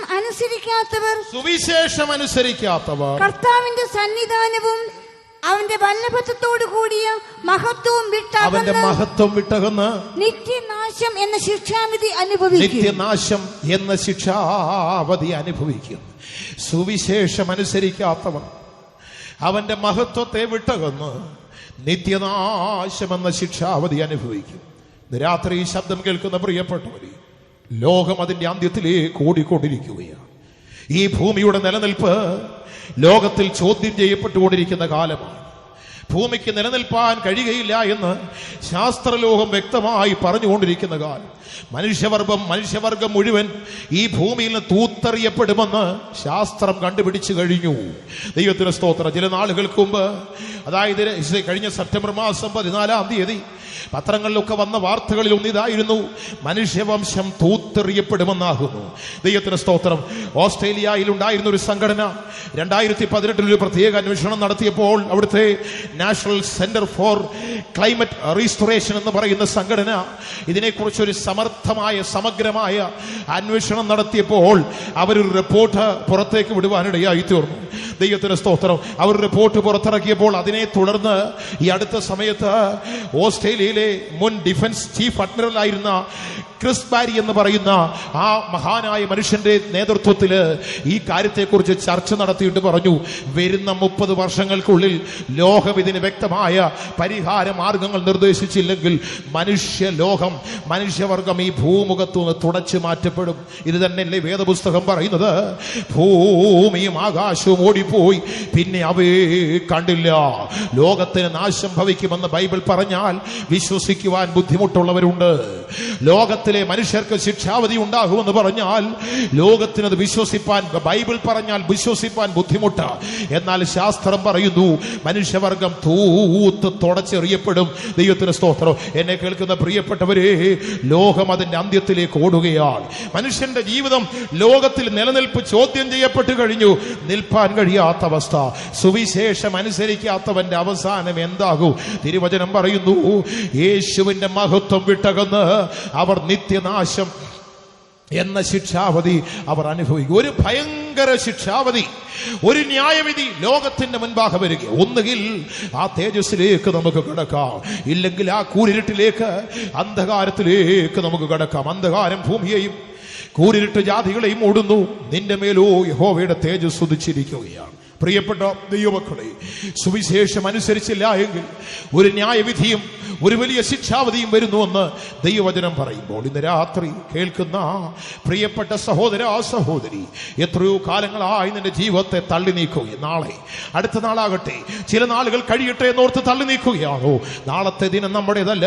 ഇന്ന് രാത്രി കേൾക്കുന്ന തിരുവചനത്തിന്റെ മുൻപാകെ കർത്താവേ, ഞാനൊരു പാപിയാണെന്ന് പറഞ്ഞു എന്റെ ജീവിതത്തിന്റെ പാപക്കറകൾ കഴുകിക്കളയണമേ എന്ന് ഹൃദയത്തിൽ ഏറ്റു പറഞ്ഞു യേശുവിനെ രക്ഷിതാവായി സ്വീകരിക്കുമോ, ആ തേജസ്സിന്റെ മഹത്വം നമ്മുടെ ജീവിതത്തിൽ നമുക്ക് അനുഭവിച്ച് മുൻപോട്ട് പോകുവാൻ കഴിയും. നിനക്ക് വേണ്ടി തകർന്ന് ക്രൂശിൽ മരിച്ച രക്ഷിതാവായ യേശുവിനെ നോക്കിയാൽ ആ യേശുവിനോടുള്ള രക്ഷാനിർണയം പ്രാപിച്ച് ആ മഹത്വത്തെ അനുഭവിപ്പാൻ കഴിയും എന്ന് ഇന്ന് രാത്രി ഞങ്ങൾ തിരുവചനത്തിന്റെ അടിസ്ഥാനത്തിൽ പറയുക.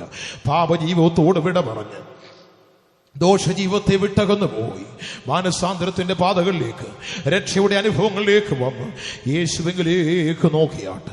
എന്റെ രക്ഷിതാവ്, ഭക്തൻ പാടിയതുപോലെ രക്ഷിതാവിനെ കാണുക പാപി. ഇന്ന് രാത്രി ആ രക്ഷിതാവിന്റെ മുഖത്തേക്ക് ഒന്ന് നോക്കിയാട്ട്. സാധു കൊച്ചു കുഞ്ഞുപദേശി ഏറിയ വർഷങ്ങൾക്ക് മുൻപ് തന്റെ ജീവിതത്തിൽ തനിക്ക് കൊടുത്ത യേശുവിലൂടെ പ്രാപിപ്പാൻ കഴിഞ്ഞ ആ സന്തോഷവും ചൈതന്യം അനുഭവിച്ചപ്പോൾ ആ യേശുവിന്റെ ക്രൂശും യേശുവിനിലൂടെയുള്ള സന്തോഷവും ഒക്കെ രുചിച്ചറിഞ്ഞ് ആ ഭക്തൻ ഇപ്രകാരം ഒരു പാട്ട് പാടുവാനിടയായി.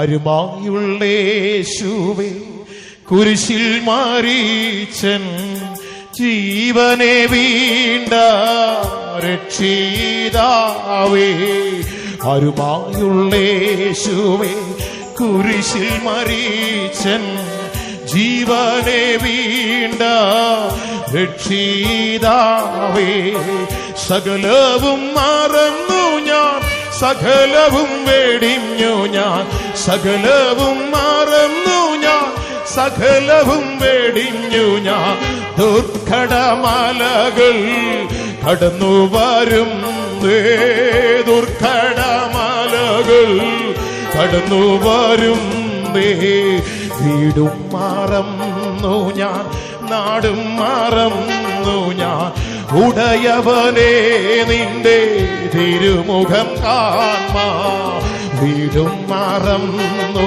ഞാൻ, നാടും മറന്നു ഞാൻ, ഉടയവനെ നിന്റെ തിരുമുഖം കാണാൻ. അടിയനെ വഴിയിൽ പലവിധ ആപത്തിൽ, അടിയനെ വഴിയിൽ പലവിധ ആപത്തിൽ, നടുവിൽ നീ നടത്തി പരിപാലിച്ചു, നടുവിൽ നീ നടത്തി പരിപാലിച്ചു. അപ്പനെ കാളുമൻ അമ്മയെ കാളുമൻ ഓമനയുള്ളോ രക്ഷിതാവേ, അപ്പനെ കാളുമൻ അമ്മയെ കാളുമൻ ഓമനയുള്ളോ രക്ഷിതാവേ, സകലവും മറന്നു ഞാൻ, സകലവും വെടിഞ്ഞു ഞാൻ, സകലവും മറന്നു ഞാൻ, സകലവും വെടിഞ്ഞു ഞാൻ, അരുമയുള്ള യേശുവേ നിന്നെ മതിയേ, അരുമയുള്ള യേശുവേ നിന്നെ മതിയേ, അരുമയുള്ള യേശുവേ കുരിശിൽ മരിച്ചൻ ജീവനെ വീണ്ട രക്ഷിതാവേ, അരുമയുള്ള യേശുവേ കുരിശിൽ മരിച്ചൻ ജീവനെ വീണ്ട രക്ഷിതാവേ. ഇന്ന് രാത്രിയിലും മാനവജാതിയുടെ പാപത്തിന് പരിഹാരമായി ക്രൂശിലേക്ക് കയറിപ്പോയവൻ സ്തോത്രം. ആ രക്ഷിതാവ് നമ്മുടെ മുൻപിൽ നിൽക്കുമ്പോൾ സ്നേഹിത, എന്തിന് നീ ഒഴിഞ്ഞു മാറി നിൽക്കണം? അപ്പനേക്കാളും എൻ്റെ അമ്മയെക്കാളും അരുമയുള്ളോ യേശുവേ എനിക്ക് നിന്നെ മതിയെന്ന് ഹൃദയത്തിൽ തൊട്ടൊന്ന് പറയാമോ? ഹൃദയത്തിന്റെ ആഴത്തിൽ നിന്ന് പറയാമോ? കർത്താവേ, ലോകം എന്നെ തള്ളട്ടെ, എന്റെ അപ്പനും അമ്മയും എന്നെ ഉപേക്ഷിക്കട്ടെ, എന്റെ വേണ്ടപ്പെട്ടവർ എന്നെ തള്ളിക്കളയട്ടെ, എനിക്ക് എന്റെ യേശു മതി എന്നുള്ള ഉറപ്പോടുകൂടെ നമുക്ക് നമ്മുടെ ആത്മീക ജീവിതം ചെയ്യാം. സുവിശേഷത്തിലൂടെ, ആ സത്യത്തിലൂടെ നമുക്ക് അവന്റെ കാൽച്ചുവടുകളെ പിന്തുടർന്ന് പോകാമെന്ന് തിരുവചനം നമ്മെ വ്യക്തമായി ഓർപ്പിക്കുകയാണ്. വീണ്ടും നാം ദൈവവചനത്തിലേക്ക് കടന്നു വരുമ്പോൾ ദൈവത്തിന് സ്തോത്രം, ആ തേജസ്സിന്റെ അനുഭവം എപ്രകാരം പ്രാപിക്കാം? പാപിയായി പാപത്തിന്റെ അന്ധകാരം ഭവിച്ച് ദൈവ തേജസ് മാറ്റപ്പെട്ട മനുഷ്യനെ തേജസ്സിലേക്ക് നടത്തുവാൻ യേശു ക്രൂശിതനായി അവൻ നമുക്ക് വേണ്ടിയെല്ലാം സഹിച്ചു. അടുത്തത് തിരുവചനം നമ്മെ ഓർപ്പിച്ചു, നമ്മുടെ കർത്താവായ യേശു മുഖാന്തരം സുവിശേഷം ലോകത്തിൽ പ്രൊക്ലെയിം ചെയ്യപ്പെട്ടപ്പോൾ ആ സുവിശേഷത്താൽ അവൻ നമ്മെ രക്ഷിച്ച് തേജസ്സിനെ പങ്കാളികളാക്കി തീർക്കുന്നു. വീണ്ടും നാം തിരുവചനത്തിലേക്ക് കാലങ്ങളിലേക്ക് വരുമ്പോൾ അവന്റെ ആലോചനകൾ നമ്മെ തേജസ്സിലേക്ക് നടത്തുകയാണ്. 73-ാം സങ്കീർത്തനം 24-ാം വചനത്തിലേക്ക് നമ്മുടെ കണ്ണുകളെ കൊണ്ടുവരാം. വായിക്കാം. 73-ാം സങ്കീർത്തനം 24-ാമത്തെ വചനം. നിന്റെ ആലോചനയാൽ നീ എന്നെ നടത്തും, പിന്നത്തേതിൽ മഹത്വത്തിലേക്ക് എന്നെ കൈക്കൊള്ളും. നിന്റെ ആലോചനയാൽ നീ എന്നെ നടത്തും, പിന്നത്തേതിലോ എന്നെ തേജസ്സിലേക്ക് കൈക്കൊള്ളും. നിന്റെ മഹത്വത്തിലേക്ക് എന്നെ കൈക്കൊള്ളുക. ആലോചനയാൽ നടത്തപ്പെടുന്നവർ ദൈവ തേജസ്സിലേക്ക് നടത്തപ്പെടും. സമയ ചുരുക്കമായതിനാൽ ഞാൻ വേഗത്തിൽ മുമ്പോട്ട് പോകട്ടെ. എന്താണ് ഈ ആലോചന എന്ന് പറയുന്നത്? തിരുവചനത്തിലേക്ക് നമ്മുടെ ശ്രദ്ധയെ നാം കൊണ്ടുവന്നാൽ ലൂക്കോസിന്റെ സുവിശേഷം 7-ാം അധ്യായത്തിന്റെ 30-ാം തിരുവചനം നാം എടുത്ത് വായിക്കാമോ? ലൂക്കോസ് 7:30 വാക്യം. എങ്കിലും പരീശന്മാരും ന്യായശാസ്ത്രിമാരും അവനാൽ സ്നാനമേൽക്കാതെ ദൈവത്തിന്റെ ആലോചന തങ്ങൾക്ക് അവനാൽ സ്നാനമേൽക്കാതെ ദൈവത്തിന്റെ ആലോചന, കൗൺസിൽ ഓഫ് ഗോഡ്, ദൈവത്തിന്റെ ആലോചന. സങ്കീർത്തനക്കാരൻ പറയുക, നിന്റെ ആലോചനയാൽ നീ എന്നെ നടത്തും, പിന്നത്തേതിൽ മഹത്വത്തിലേക്ക് എന്നെ കൈക്കൊള്ളൂ. തിരുവചനം പറയുന്നു, പരീശന്മാരും ശാസ്ത്രിമാരും ദൈവത്തിന്റെ ആലോചനയെ വൃഥാവാക്കിയെന്നാണ്. അവനാൽ സ്നാനമേൽക്കാതെ ദൈവത്തിന്റെ ആലോചന അവർക്ക് വൃഥാവാക്കി. തിരുവെഴുത്ത് വ്യക്തമായി പറയുന്നു, പ്രാപിപ്പാൻ പോകുന്ന തേജസ് വിചാരിച്ചാൽ കഷ്ടങ്ങൾ സാരമില്ല. അപ്പൊ എങ്ങനെ ഈ തേജസ് കിട്ടും? ക്രൂശിതനായ യേശുവിന്റെ അവസ്ഥ മനസ്സിലാക്കി അതിലേക്ക് വരണം. അടുത്തത്, അവൻ മുഖാന്തരം ലോകത്തിൽ അറിയിക്കപ്പെട്ട തേജസ്സിന്റെ സുവിശേഷം, ട്രൂ ഗോസ്പൽ, ഗ്ലോറിയസ് ഗോസ്പൽ, സത്യ സുവിശേഷം. തേജസ്സിന്റെ ആ സുവിശേഷത്തെ കേട്ട് തേജസ്സിലേക്ക് നടത്തണം. എങ്ങനെ? രക്ഷയുടെ അനുഭവത്തിലൂടെ. തിരുവചനം വീണ്ടും പറയുന്നു, ദൈവാലോചനയാൽ തേജസ്സിലേക്ക് നടത്തപ്പെടാം. യേശുവിന്റെ കാലത്ത് പരീശന്മാർ, ഒന്നുകൂടെ വായിക്കാമോ? 7-ാം അധ്യായം 30-ാമത്തെ വാക്യം. എങ്കിലും പരീശന്മാരും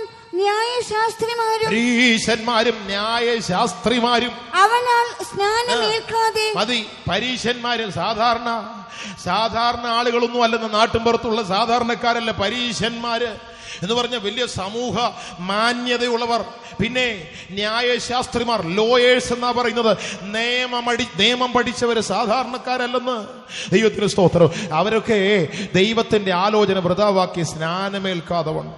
ദൈവത്തിന് സ്തോത്രം. സ്നാനം എന്നൊക്കെ പറഞ്ഞ ചിലർക്ക് കോപം വരും. സ്നാനപ്പെടണോ? അതൊക്കെ എന്തിനാണെന്നൊക്കെ ചോദിക്കുന്നവരുണ്ട്. ദൈവത്തിന് മഹത്വം കൊണ്ടാണ്, സ്നാനപ്പെട്ടേ മതിയാകൂ. തിരുവചനം വ്യക്തമായി പറയുന്നു, അത് ദൈവത്തിന്റെ ആലോചനയാൽ ദൈവമഹത്വത്തിലേക്ക്, തേജസ്സിലേക്ക് വരാം.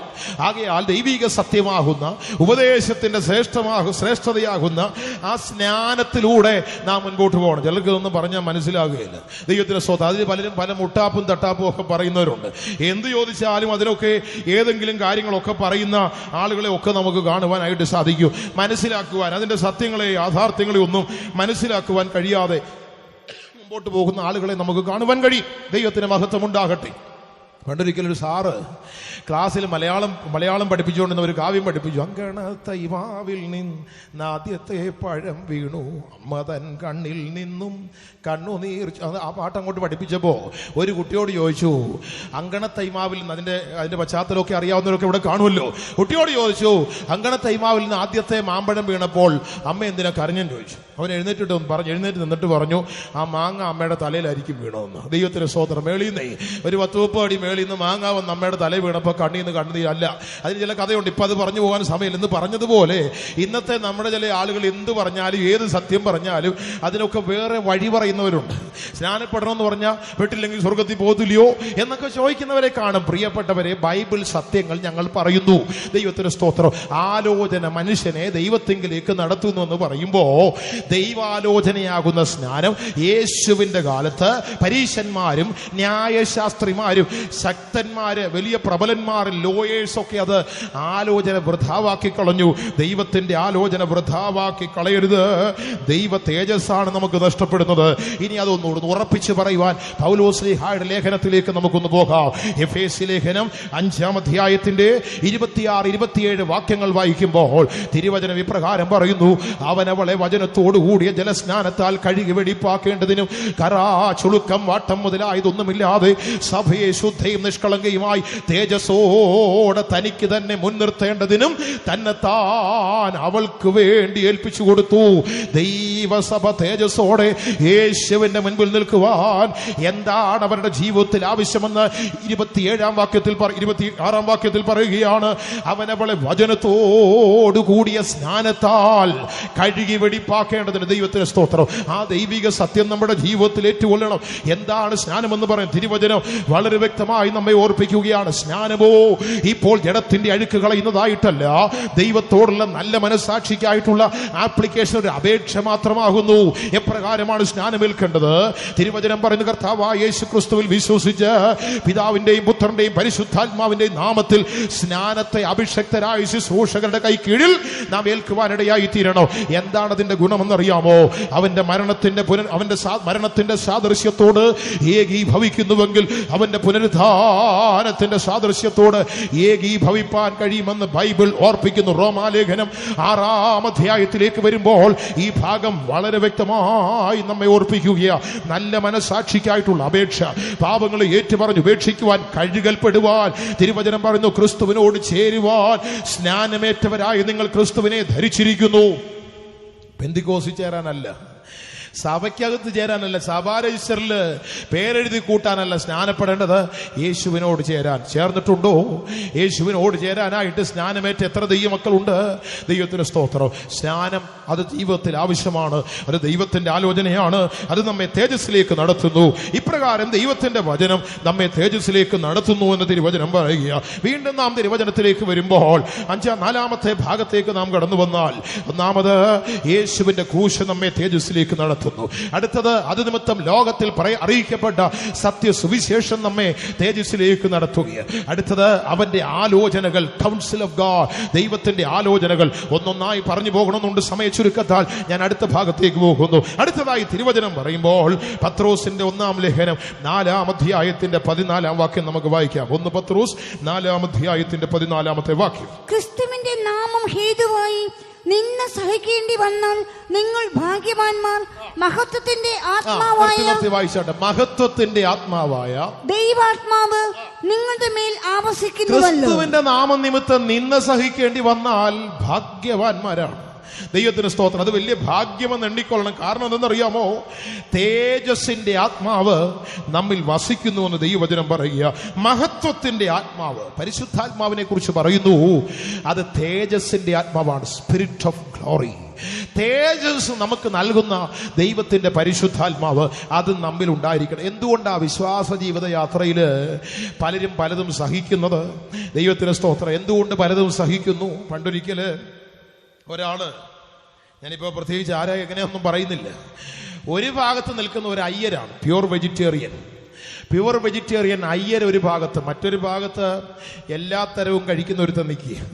അപ്പൊ ഇവർ തമ്മിൽ വഴക്കുണ്ടായി. ഈ എല്ലാ തരവും കഴിക്കുന്നവൻ ഓക്സ്ഫോർഡ് ഡിക്ഷണറിയിൽ ഇല്ലാത്ത വാക്കുകളാണ് വിളിക്കുന്നത്. ചെവി പൊട്ടിപ്പോകുന്ന തരത്തിലുള്ള അറിഞ്ഞു വിട്ടങ്ങ് വിളിക്കുകയാണ്. ദൈവത്തിന്റെ സ്തോത്രം. അവൻ പ്രാസോപ്പിച്ച് വിളിച്ചുകൊണ്ടിരിക്കുക. മറ്റേ ഈ അയ്യരുണ്ടല്ലോ, പ്യുവർ വെജിറ്റേറിയൻ, പുള്ളി മിണ്ടാതെ നിന്നിട്ട് എല്ലാം കഴിഞ്ഞപ്പോൾ ചോദിച്ചു, കഴിഞ്ഞോ? നിന്റെ എല്ലാം കഴിഞ്ഞോന്ന് ചോദിച്ചു. പറഞ്ഞു കഴിഞ്ഞു. കഴിഞ്ഞെന്ന് പറഞ്ഞപ്പോൾ അവൻ പറഞ്ഞു, പോടാ പുളിശ്ശേരി, പോടാ അവിയലേ, പോടാ തോരനെ, സാമ്പാറേ എന്നൊക്കെ വിളിച്ചു. അപ്പൊ കൂടി എന്നവർ ചോദിച്ചു, എന്നെ അയ്യരെ ഇയാള് മറ്റവന് വല്ലാത്ത വാക്കുകളൊക്കെ വിളിച്ചപ്പോൾ ഇയാൾ എന്നെ വിളിച്ചത് ഇങ്ങനൊക്കെ ഈ പുളിശ്ശേരിയുടെയും പച്ചക്കറിയുടെയും ഒക്കെ പേര് പറഞ്ഞെന്താ ചോദിച്ചപ്പോൾ ഇയാൾ പറഞ്ഞു, അത് അവൻ തിന്നുന്നതിന്റെ പേര് അവൻ വിളിച്ചു, ഞാൻ കഴിക്കുന്നതിന്റെ പേര് ഞാൻ വിളിച്ചു. ദൈവത്തിന് സ്തോത്രം. ഓരോരുത്തന്റെ ഉള്ളത്തിൽ ഇരിക്കുന്നതാ വിളിച്ചു പറയുന്നത്. എന്തുകൊണ്ടാ ദൈവമക്കള് ജീവിതത്തിൽ ചിലതൊക്കെ സഹിക്കുന്നതെന്നറിയാമോ? നിന്ദകൾ വന്നാൽ, ആക്ഷേപിച്ചാല്, പരീക്ഷകൾ വരുമ്പോൾ പലതും ജീവിതത്തിൽ സഹിക്കുന്നതിന്റെ കാരണം എന്തെന്നറിയാമോ? തിരുവചനം പറയുന്നു. ഈ വാക്യം ഒന്നെടുത്ത് വേണമെങ്കിൽ ഒരു അടിയിലൊരു വരയിട്ടു. ദൈവത്തിന്റെ സ്തോത്രം. ചെല്ലാണെ അടിവരയിടാൻ ഭയങ്കര മിടുക്കലാ. യഹോവ എൻ്റെ ഇടയിലാവുന്ന എനിക്ക് മുട്ടുണ്ടാവില്ല. അടിയിലൊരു വര. ഞാൻ നിന്നെ പർവ്വതങ്ങളുടെ ഉന്നത ഗിരികളിൽ കൂടെ നടത്തും. അടിയിലൊരു വര. ഇതിന്റെ അടിയിലൊരു വരയിട്ടു. ക്രിസ്തുവിന്റെ നാമം നിമിത്തം നിന്നെ സഹിക്കേണ്ടി വന്നാൽ നിരാശപ്പെടുന്നത് ഭാഗ്യവാന്മാരാണ്. കാരണം തേജസ്കരിക്കുന്ന ആത്മാവ് നമ്മുടെ ഉള്ളത്തിലുണ്ട്. പരിശുദ്ധാത്മാവ് നമ്മുടെ ഉള്ളിലുണ്ടോ, അത് നമ്മെ തേജസ്സിലേക്ക് നടത്തും. സ്തോത്രം.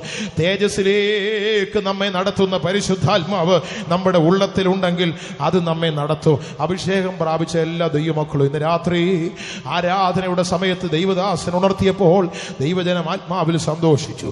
അഭിഷേകം പ്രാപിച്ച ദൈവമക്കളെല്ലാം ചേർന്ന് കരങ്ങൾ ഉയർത്തി സന്തോഷത്തോടെ ശക്തിയോടെ ഒരു ഹല്ലേലൂയ ഒന്ന് മുഴക്കിയാട്ടെ. അല്പം കൂടെ കഴിഞ്ഞിട്ട് നിങ്ങൾ പറയണം അഭിഷേകം പ്രാപിച്ചാണോ അല്ലയോ. ദൈവത്തിന് സ്തോത്രം.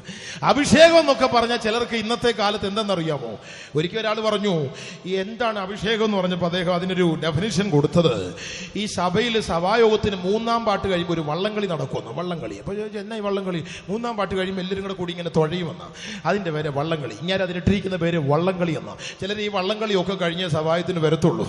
ദൈവത്തിന് സ്തോത്രം. പ്രിയപ്പെട്ടവരെ, 3-ാം പാട്ട് കഴിയുമ്പോൾ ഉണ്ടാകുന്ന ഈ കോലാഹലമല്ല.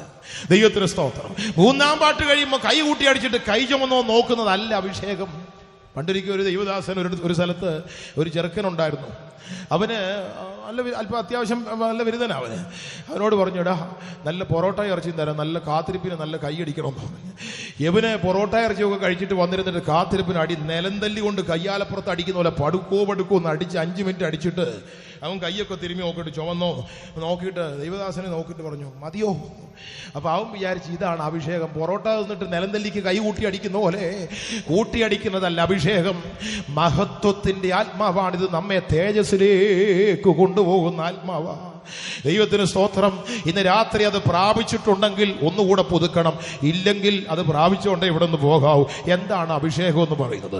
പരിശുദ്ധാത്മാവിനെ പ്രാപിക്കണം. സ്നാനമേൽപ്പീൻ, പരിശുദ്ധാത്മാവ് കിട്ടും. ആ ഒറ്റവാക്യം കൊണ്ട് ആരും മുറിച്ചുകൊണ്ട് പോകരുത്. എന്താണ് അഭിഷേകം? ഒന്നാമത് റോമാലേഖനം 5-ാം അധ്യായം 5-ാം വാക്യം വായിച്ചാട്ട്. റോമർക്ക് എഴുതിയ ലേഖനം 5-ന്റെ 5-ാമത്തെ വാക്യം വായിക്കാം. പ്രത്യാശയ്ക്കോ ഭംഗം വരുന്നില്ല. ദൈവത്തിന്റെ സ്നേഹം നമുക്ക് നൽകപ്പെട്ട പരിശുദ്ധാത്മാവ്, ദൈവത്തിന്റെ സ്നേഹം നമുക്ക് നൽകപ്പെട്ട പരിശുദ്ധാത്മാവിനാൽ നമ്മുടെ ഹൃദയങ്ങളിൽ പകർന്നിരിക്കുന്നുവല്ലോ. ഇതാണ് റിയൽ അനോയിന്റിംഗ്, യഥാർത്ഥ അഭിഷേകം. ദൈവസ്നേഹമാണ്. ദൈവത്തിന് സ്തോത്രം. തൃത്വ ദൈവം നമ്മിലേക്ക് വന്ന് വസിക്കുന്ന അനുഭവം. പരിശുദ്ധാത്മാവാകുന്ന ദൈവം നമ്മുടെ ഉള്ളിലേക്ക് വരിക എന്ന് പറഞ്ഞാൽ ദൈവത്തിന്റെ സ്നേഹം, ലവ് ഓഫ് ഗാഡ്, ദൈവത്തിന്റെ സ്നേഹം നമ്മിലേക്ക് വരണം. ദൈവത്തിന്റെ സ്തോത്രം. അപ്പൊ അതിന്റെ അർത്ഥം ഒന്നാമത് അഭിഷേകം പ്രാപിച്ചവർ സ്നേഹമുള്ളവരായിരിക്കണം. നമ്മുടെ ഇന്നലത്തെ 1 കൊരിന്ത്യർ 13 ചൊവ്വെ വായിച്ചു നോക്കണേ. അഭിഷേകം പ്രാപിച്ചവര് 1 കൊരിന്ത്യർ 13-ാം അധ്യായം അതുപോലെ പാലിക്കണം. ദൈവത്തിന്റെ സ്തോത്രം. സ്നേഹം പൊറുക്കുന്നു, ക്ഷമിക്കുന്നു, സഹിക്കുന്നു, ദോഷം കണക്കിടുന്നില്ല, അനീതിയിൽ സന്തോഷിക്കാതെ സത്യത്തിൽ സന്തോഷിക്കുന്നു. ഈ വചനപ്രകാരം അഭിഷേകം പ്രാപിച്ചവര് കൈ ഉയർത്തി അല്ലേലിയ പറയണ്ട, മനസ്സിലൊരു അല്ലേലിയ പറഞ്ഞാട്ട് ഇനി ഒത്തിരി പറയേണ്ടി വരും. ദൈവത്തിന്റെ സ്തോത്രം. ഒന്നാമത്തത് ദൈവത്തിന്റെ സ്നേഹം. അതാണ് അഭിഷേകത്തിന്റെ 1-ാം ഭാഗം. അത് നമ്മുടെ ഉള്ളത്തിൽ പകരണം. നാം തേജസ്സിലേക്ക് നടത്തപ്പെടണമെങ്കിൽ മാത്രമാകട്ടോ, ദൈവ തേജസ്സിലേക്ക് നടത്തപ്പെടണമെങ്കിൽ നമ്മുടെ ജീവിതത്തിൽ വേണ്ട പരിശുദ്ധാത്മാഭിഷേകത്തിന്റെ അനുഭവം ഒന്നാമത്തേത് ദൈവസ്നേഹമായിരിക്കണം. അഭിഷേകം എന്ന് പറഞ്ഞാൽ ദൈവസ്നേഹമാണ്. ഇന്ന് രാത്രി ദൈവസന്നിധിയിലിരിക്കുമ്പോൾ ദൈവത്തിന്റെ ജനം ദൈവസ്നേഹത്താൽ നിറഞ്ഞ് ദൈവത്തെ സ്തുതിക്കണം, സന്തോഷിക്കണം. ആ സ്നേഹം നമ്മുടെ ഉള്ളത്തിലുണ്ടെങ്കിൽ അഭിഷേകം പ്രാപിച്ച ആളിന് അടുത്തൊരാളിനെ സ്നേഹിപ്പാൻ കഴിയും. ചിലർക്ക് നല്ല അഭിഷേകമാണ്. അഭിഷേകം എന്ന് പറഞ്ഞാൽ ആത്മനിറവെന്ന് പറഞ്ഞാൽ തീജ്വാല പോലെയുള്ള ആത്മനിറവാണ്. അടുത്തിരിക്കുന്നവനെ കണ്ണ് കീറിയ കണ്ടുകൂടാ. ദൈവത്തിന് സ്തോത്രം. അതെന്നെ അഭിഷേകമാണെന്ന് മനസ്സിലാകുന്നില്ല. അത് പരിശുദ്ധാത്മാവല്ല. ദൈവത്തിന് സ്തോത്രം. ബൈബിളിന്റെ ആദ്യത്തെ പേജിലൊക്കെ എഴുതി വെച്ചിട്ടുണ്ട് കാത്തിരിപ്പ് യോഗത്തിന് ഞാൻ അഭിഷേകം. അത് അഭിഷേകമല്ല. പരിശുദ്ധാത്മാവിനെ പ്രാപിച്ചവർ അന്യനെ സ്നേഹിക്കണം. ക്രിസ്തുവിന്റെ സ്വഭാവം ജീവിതത്തിലേക്ക് കടന്നു വരൂ. അയൽവാസിയെ സ്നേഹിക്കുക, കൂട്ടുകാരനെ സ്നേഹിക്കുക.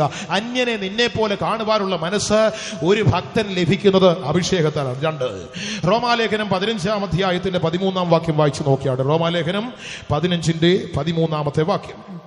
എന്നാൽ പ്രത്യാശ നൽകുന്ന ദൈവം പരിശുദ്ധാത്മാവിന്റെ ശക്തിയാൽ, പ്രത്യാശ നൽകുന്ന ദൈവം പരിശുദ്ധാത്മാവിന്റെ ശക്തിയാൽ നിങ്ങൾ പ്രത്യാശയിൽ സമൃദ്ധിയുള്ളവരായി വിശ്വസിക്കുന്നതിലുള്ള സകല സന്തോഷവും സമാധാനവും കൊണ്ട് നിറയ്ക്കുമാറാകട്ടെ. പ്രത്യാശ നൽകുന്ന ദൈവം പരിശുദ്ധാത്മാവിന്റെ ശക്തിയാൽ നിങ്ങൾ വിശ്വസിക്കുന്നതിലുള്ള സകല സന്തോഷവും സമാധാനവും കൊണ്ട് നിങ്ങളെ നിറയ്ക്കട്ടെ. ഒന്നതൊരു ശക്തിയാണ്. ദൈവത്തിന് സ്തോത്രം. പരിശുദ്ധാത്മാവ് എന്ന് പറയുന്നൊരു ശക്തിയാണ്. അത് ആ ശക്തിക്ക് പല നിർവചനങ്ങളുണ്ട്. പരിശുദ്ധാത്മാവിന്റെ ശക്തിയെക്കുറിച്ച് വേദപുസ്തകത്തിന്റെ മൂലഭാഷയിൽ കൊടുത്തിരിക്കുന്ന പ്രധാനപ്പെട്ട 2 വാക്കുകൾ, ഒന്ന് എനർജിയ എന്ന് പറഞ്ഞാൽ വ്യാപരിക്കുന്ന ശക്തി. അതിൽ നിന്നാണ് എനർജി, ഊർജം എന്നുള്ള പദമുണ്ടായത്. ദൈവത്തിന് സ്തോത്രം. ഒന്നാമത് പരിശുദ്ധാത്മാവ് വ്യാപരിക്കുന്ന ശക്തിയാണ്. 2, പരിശുദ്ധാത്മ ശക്തിയെ കുറിച്ച് പറഞ്ഞിരിക്കുന്ന അടുത്ത പദം ഡ്യുനാമിസ് എന്നാകുന്നു. എന്ന് പറഞ്ഞാൽ സ്ഫോടനാത്മകമായ ശക്തി, എ ഡൈനാമിക് പവർ, പൊട്ടിത്തെറിപ്പിക്കുവാൻ ശക്തിയുള്ള അഭിഷേകത്തിന്റെ ശക്തി. ഒന്നാമത് പരിശുദ്ധാത്മാവ് നമ്മെ ശക്തിയുള്ളവരാക്കി തീർക്കുന്നു. ഒന്ന് ദൈവസ്നേഹമാണ്, അടുത്തത് നമ്മെ ശക്തരാക്കി തീർക്കുകയാണ്. അഭിഷേകം പ്രാപിച്ച ഒരു ദൈവവൈതൽ ശക്തനാണ്. ദൈവത്തിന് സ്തോത്രം. നീ ബലഹീനനല്ല, നീ ഒരു ബലവാനാണ്. രാത്രി ബലം എത്ര പേരുടെ ഉള്ളത്തിലുണ്ടെന്ന് പരിധി നോക്കിക്കൊള്ളണം. ഒരു അഭിഷക്തനെ സംബന്ധിച്ചിടത്തോളം anointed one, ഒരു അഭിഷക്തൻ, അഭിഷേകം പ്രാപിച്ച ഒരു ദൈവവൈതൽ, അവൻ ശക്തനാ. കണ്ടില്ലേ ദാവീദ് എന്ന ആ ചെറുബാലനെ നിങ്ങൾക്കറിയാമല്ലോ. കഴുത്തു മുതൽ പൊക്കമുള്ള ബെന്യാമീൻ ഗോത്രക്കാരൻ കീശിന്റെ മകൻ ശൗല്, അവന് ഗോലിയാത്തിനെ കാണുമ്പോൾ 1.5 അടി പുറകോട്ട് ഓടും. ദൈവത്തിന് സ്തോത്രം. എന്നിട്ട് വീണ്ടും ആത്മധൈര്യം ഒക്കെ സംഭരിച്ച് ഇവിടെ ഒന്ന് നോക്കി ഇങ്ങനെ നിൽക്കുകയാണ്. ഏലാ താഴ്വരയിൽ അലറി വിളിക്കുന്ന ഗോലിയാത്തിന്റെ ശബ്ദം. അഭിഷേകം നഷ്ടപ്പെട്ട ശൗലാണെങ്കിൽ ഗോലിയാത്തിനെ കാണുമ്പോഴേ സകല ദൈവങ്ങളെയും വിളിച്ച്, എൻ്റെ ദൈവമേ എനിക്കെന്തുകൊണ്ട് ഈ പരീക്ഷ എന്നൊക്കെ പറഞ്ഞുകൊണ്ട് നിൽക്കുകയാണ്. നേരിടാനുള്ള തൻ്റെ ഇടമില്ല. ദൈവം തെരഞ്ഞെടുത്തവനാണ്, അഭിഷേകം കൊടുത്തവനാണ്. ശൗലുമുണ്ടോ പ്രവാചകഗണത്തിൽ നിന്ന് മറ്റുള്ളവർ ചോദിക്കുവാനൊക്കെ വണ്ണം അവൻ വളർത്തപ്പെട്ട ഒരു മനുഷ്യനായിരുന്നു. എന്നാൽ ഏലാ താഴ്വരയിൽ അലറി വിളിക്കുന്ന സിംഹഗർജനം പോലെയുള്ള ഗോലിയാത്തിന്റെ അലർച്ച കേട്ട് ശൗലും സൈന്യം ഓടി മാറുമ്പോൾ ഒരു കൊച്ചു പയ്യൻ, പവിഴ നിറമുള്ളവൻ, സുനേത്രൻ, കൊച്ചൊരു ചെറുക്കൻ, അവന് ചേട്ടന്മാരുടെ ക്ഷേമം അന്വേഷിക്കാൻ വന്ന അവൻ വന്നിട്ട് ഇവന്റെ ഈ അലമുറയൊക്കെ കേട്ടിട്ട്, കൊച്ചു ചെറുക്കൻ ആളിൽ കുറിയവനാ, വലിയ പൊക്കമൊന്നുമില്ല. ദൈവത്തിന് സ്തോത്രം. ആരും അറിയപ്പെടാത്ത ഈ ചെറുക്കൻ വന്നിട്ട് ചോദിച്ചു, ദോണ്ട് അവനെ കൊന്നാൽ എനിക്ക് എന്തോ തരും.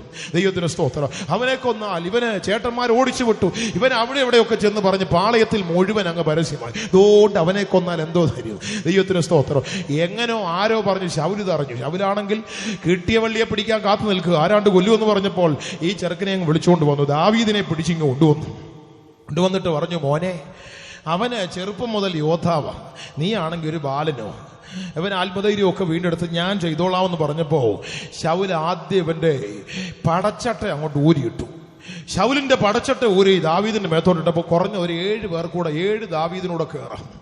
പിന്നെ ആ ശിരസ്ത്രം അങ്ങ് എടുത്തു വെച്ചു. കഴുത്തേലോട്ട് ഇരിക്കേണ്ട സാധനം നെഞ്ചു വരെ ഇറങ്ങി നിൽക്കുകയാണ്. കണ്ണും കാണുന്നില്ല, ചെവിയും കേൾക്കുന്നില്ല, ആ അവസ്ഥയിലായി. പിന്നെ കയ്യിലൊക്കെ കൊടുക്കാമെന്നൊക്കെ കൊടുത്തപ്പോൾ അവസാനം ഈ ചെറുക്കനുണ്ടല്ലോ ദാവീദ്, കൊച്ചൻ അഭിഷേകമുള്ളവൻ, അവൻ വിളിച്ചു പറഞ്ഞു, അപ്പച്ച, ഈ അഭിഷേകം നഷ്ടപ്പെട്ടവന്റെ ഈ പഴയ കുപ്പായവും ഈ അഭിഷേകം നഷ്ടപ്പെട്ടവന്റെ ഈ പൊട്ടത്തൊപ്പിയും ഒക്കെ അപ്പച്ചൻ ഇരുന്നോട്ട്. വല്യപ്പൻ അങ്ങ് കൈവച്ചു. എനിക്കിത് വേണ്ടാന്ന് പറഞ്ഞു ഊരി ശൗലിന്റെ തലയിലോട്ട് ഇട്ടു കൊടുത്തിട്ട് അവനിങ്ങോട്ട് അവന്റെ കവണയും കല്ലും എടുത്തിട്ട് പറഞ്ഞു, അവന് ചെറുപ്പം മുതൽ യോദ്ധാവാണെങ്കിലും അവൻ നിന്ദിക്കുന്നത് യേശു ദൈവനാമത്തെയാണ്. അവൻ ബലവും ശക്തിയും വാളും കുന്തവും പരിചയം കൊണ്ടൊക്കെ എന്റെ നേരെ വരുന്നു. ഞാനോ അവൻ നിന്ദിക്കുന്ന ഈ ഇസ്രായേൽ നിരകളുടെ ദൈവത്തിന്റെ നാമത്തിൽ പോവുക. കവണയിൽ ഒരു കല്ലെടുത്ത് വെച്ച് വീശി ഒരൊറ്റ ഏറ് വെച്ച് കൊടുത്തു. 2-3 നക്ഷത്രം പിന്നിട്ട് ഇവൻ പൊത്തോന്ന് വലിയ പ്ലാവും തടി വെട്ടി ഇടുന്ന പോലെ താഴോട്ട് വീണ് ഓടിച്ചെന്ന് അവന്റെ വാളെടുത്ത് ഒരൊറ്റ കാച്ചു കൊടുത്തിട്ട് കഴുത്ത് 2ആയിട്ട് പോയി. ദൈവത്തിന് സ്തോത്രം. പ്രിയപ്പെട്ട ദൈവവൈതലേ, നീ അഭിഷേകം ഉണ്ടോ? നിനക്ക് പ്രത്യേകിച്ച് ആയുധം വേണ്ട. നീ അഭിഷക്തനാണോ? നിനക്ക് പ്രത്യേകിച്ച് ആയുധം വേണ്ട.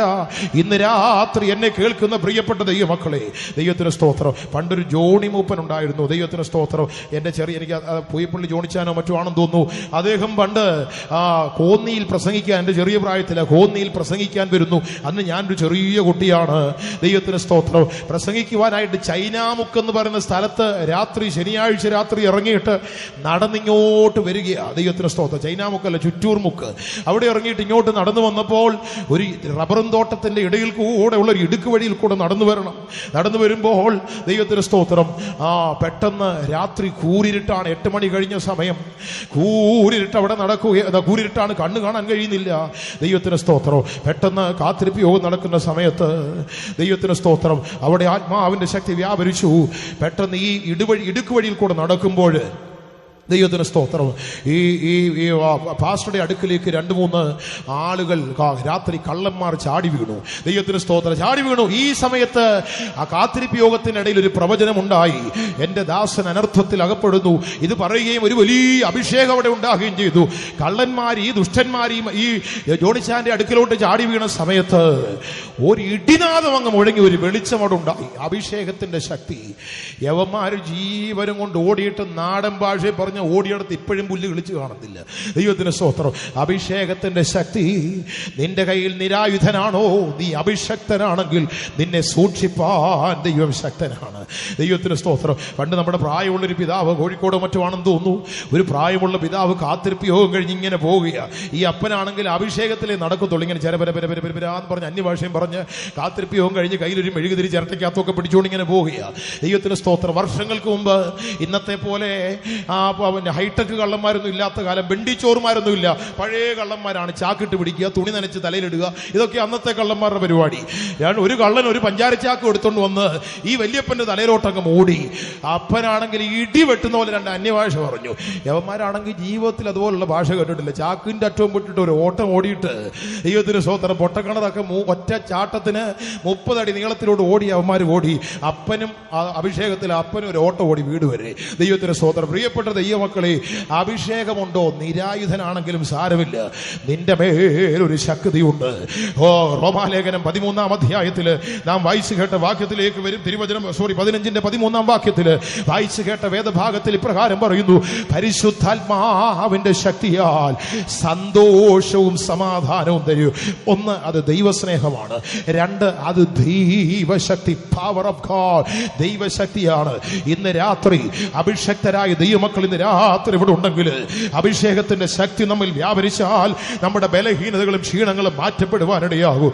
എഫേസ്യ ലേഖനം 1-ാം അധ്യായം 14-ാം വാക്യം വായിക്കുമ്പോൾ 3-ാമത്തെ വിഷയം നമുക്ക് കാണുവാൻ കഴിയും. പെട്ടെന്ന് 1-2 വാക്യങ്ങളൊന്ന് വായിച്ചു തരണം. എഫേസ്യർ 1-ന്റെ 14-ാമത്തെ വാക്യം. തന്റെ സ്വന്തം ജനത്തിന്റെ വീണ്ടെടുപ്പിന് വേണ്ടി തന്റെ മഹത്വത്തിന്റെ പുകഴ്ചയ്ക്കായിട്ട് നമ്മുടെ അവകാശത്തിന്റെ അച്ചാരമായ വാഗ്ദത്തത്തിൻ പരിശുദ്ധാത്മാവിനാൽ മുദ്രയിട്ടിരിക്കുന്നു. സീൽ, ഒരു മുദ്രയാണ് അഭിഷേകം കേട്ടോ. അഭിഷേകം പ്രാപിച്ച ദൈവമക്കളെ, ഇത് നമുക്കൊരു മുദ്രയായിരിക്കണം. ദൈവത്തിന് സ്തോത്രം. സൂക്ഷിച്ചോണം എന്ന് പറഞ്ഞാൽ മുദ്രയ്ക്കകത്ത് വന്നവര്, മുദ്രയിടപ്പെട്ടവർക്ക് ഇഷ്ടം പോലെ പോകാൻ പറ്റില്ല. അവരുടെ ബോധിച്ച അനുഭവത്തിൽ യാത്ര ചെയ്യുവാൻ പറ്റത്തില്ല. ഇത് അഭിഷേകം എന്ന് പറഞ്ഞൊരു മുദ്രയാണ്. രാത്രി പരിശുദ്ധാത്മാഭിഷേകം നിന്റെ മേലുണ്ടോ? അത് നിനക്കൊരു മുദ്രയാകുന്നു. അവർക്ക് യഥേഷ്ടം സംസാരിപ്പാൻ കഴിയുകയില്ല. ഇഷ്ടമുള്ള വാക്കുകൾ ഉച്ചരിപ്പാൻ സാധ്യമല്ല. ബോധിച്ചവണ്ണം ജീവിപ്പാൻ അനുവാദമില്ലെന്ന്. അഭിഷേക മുദ്രയാണോ? അഭിഷേകത്താൽ നീ സൂക്ഷിക്കപ്പെടുന്നവനാണോ? നിന്റെ ഇഷ്ടം പോലെ പോകുവാൻ അതിനകത്ത് നിന്നോണം. ആ ഫ്രെയിമിനകത്ത്, ആ മുദ്രയ്ക്കകത്ത് നിന്നുകൊള്ളണം. ചിലർക്ക് അഭിഷേകത്തിൽ ആത്മാവ് നിറഞ്ഞ് സന്തോഷിക്കുന്ന ചില ദൈവമക്കൾക്ക് കോപം വന്നു കഴിഞ്ഞാൽ കണ്ണ് കാണത്തില്ല. ദൈവത്തിന് സ്തോത്രം. ദേഷ്യം വന്നാൽ പിന്നെ എന്നതാ ചെയ്യുന്നതെന്ന് അറിയത്തില്ല. കണ്ടിട്ടില്ലേ, ചില ആത്മാവിലാ കഥ കടയ്ക്കുന്നു.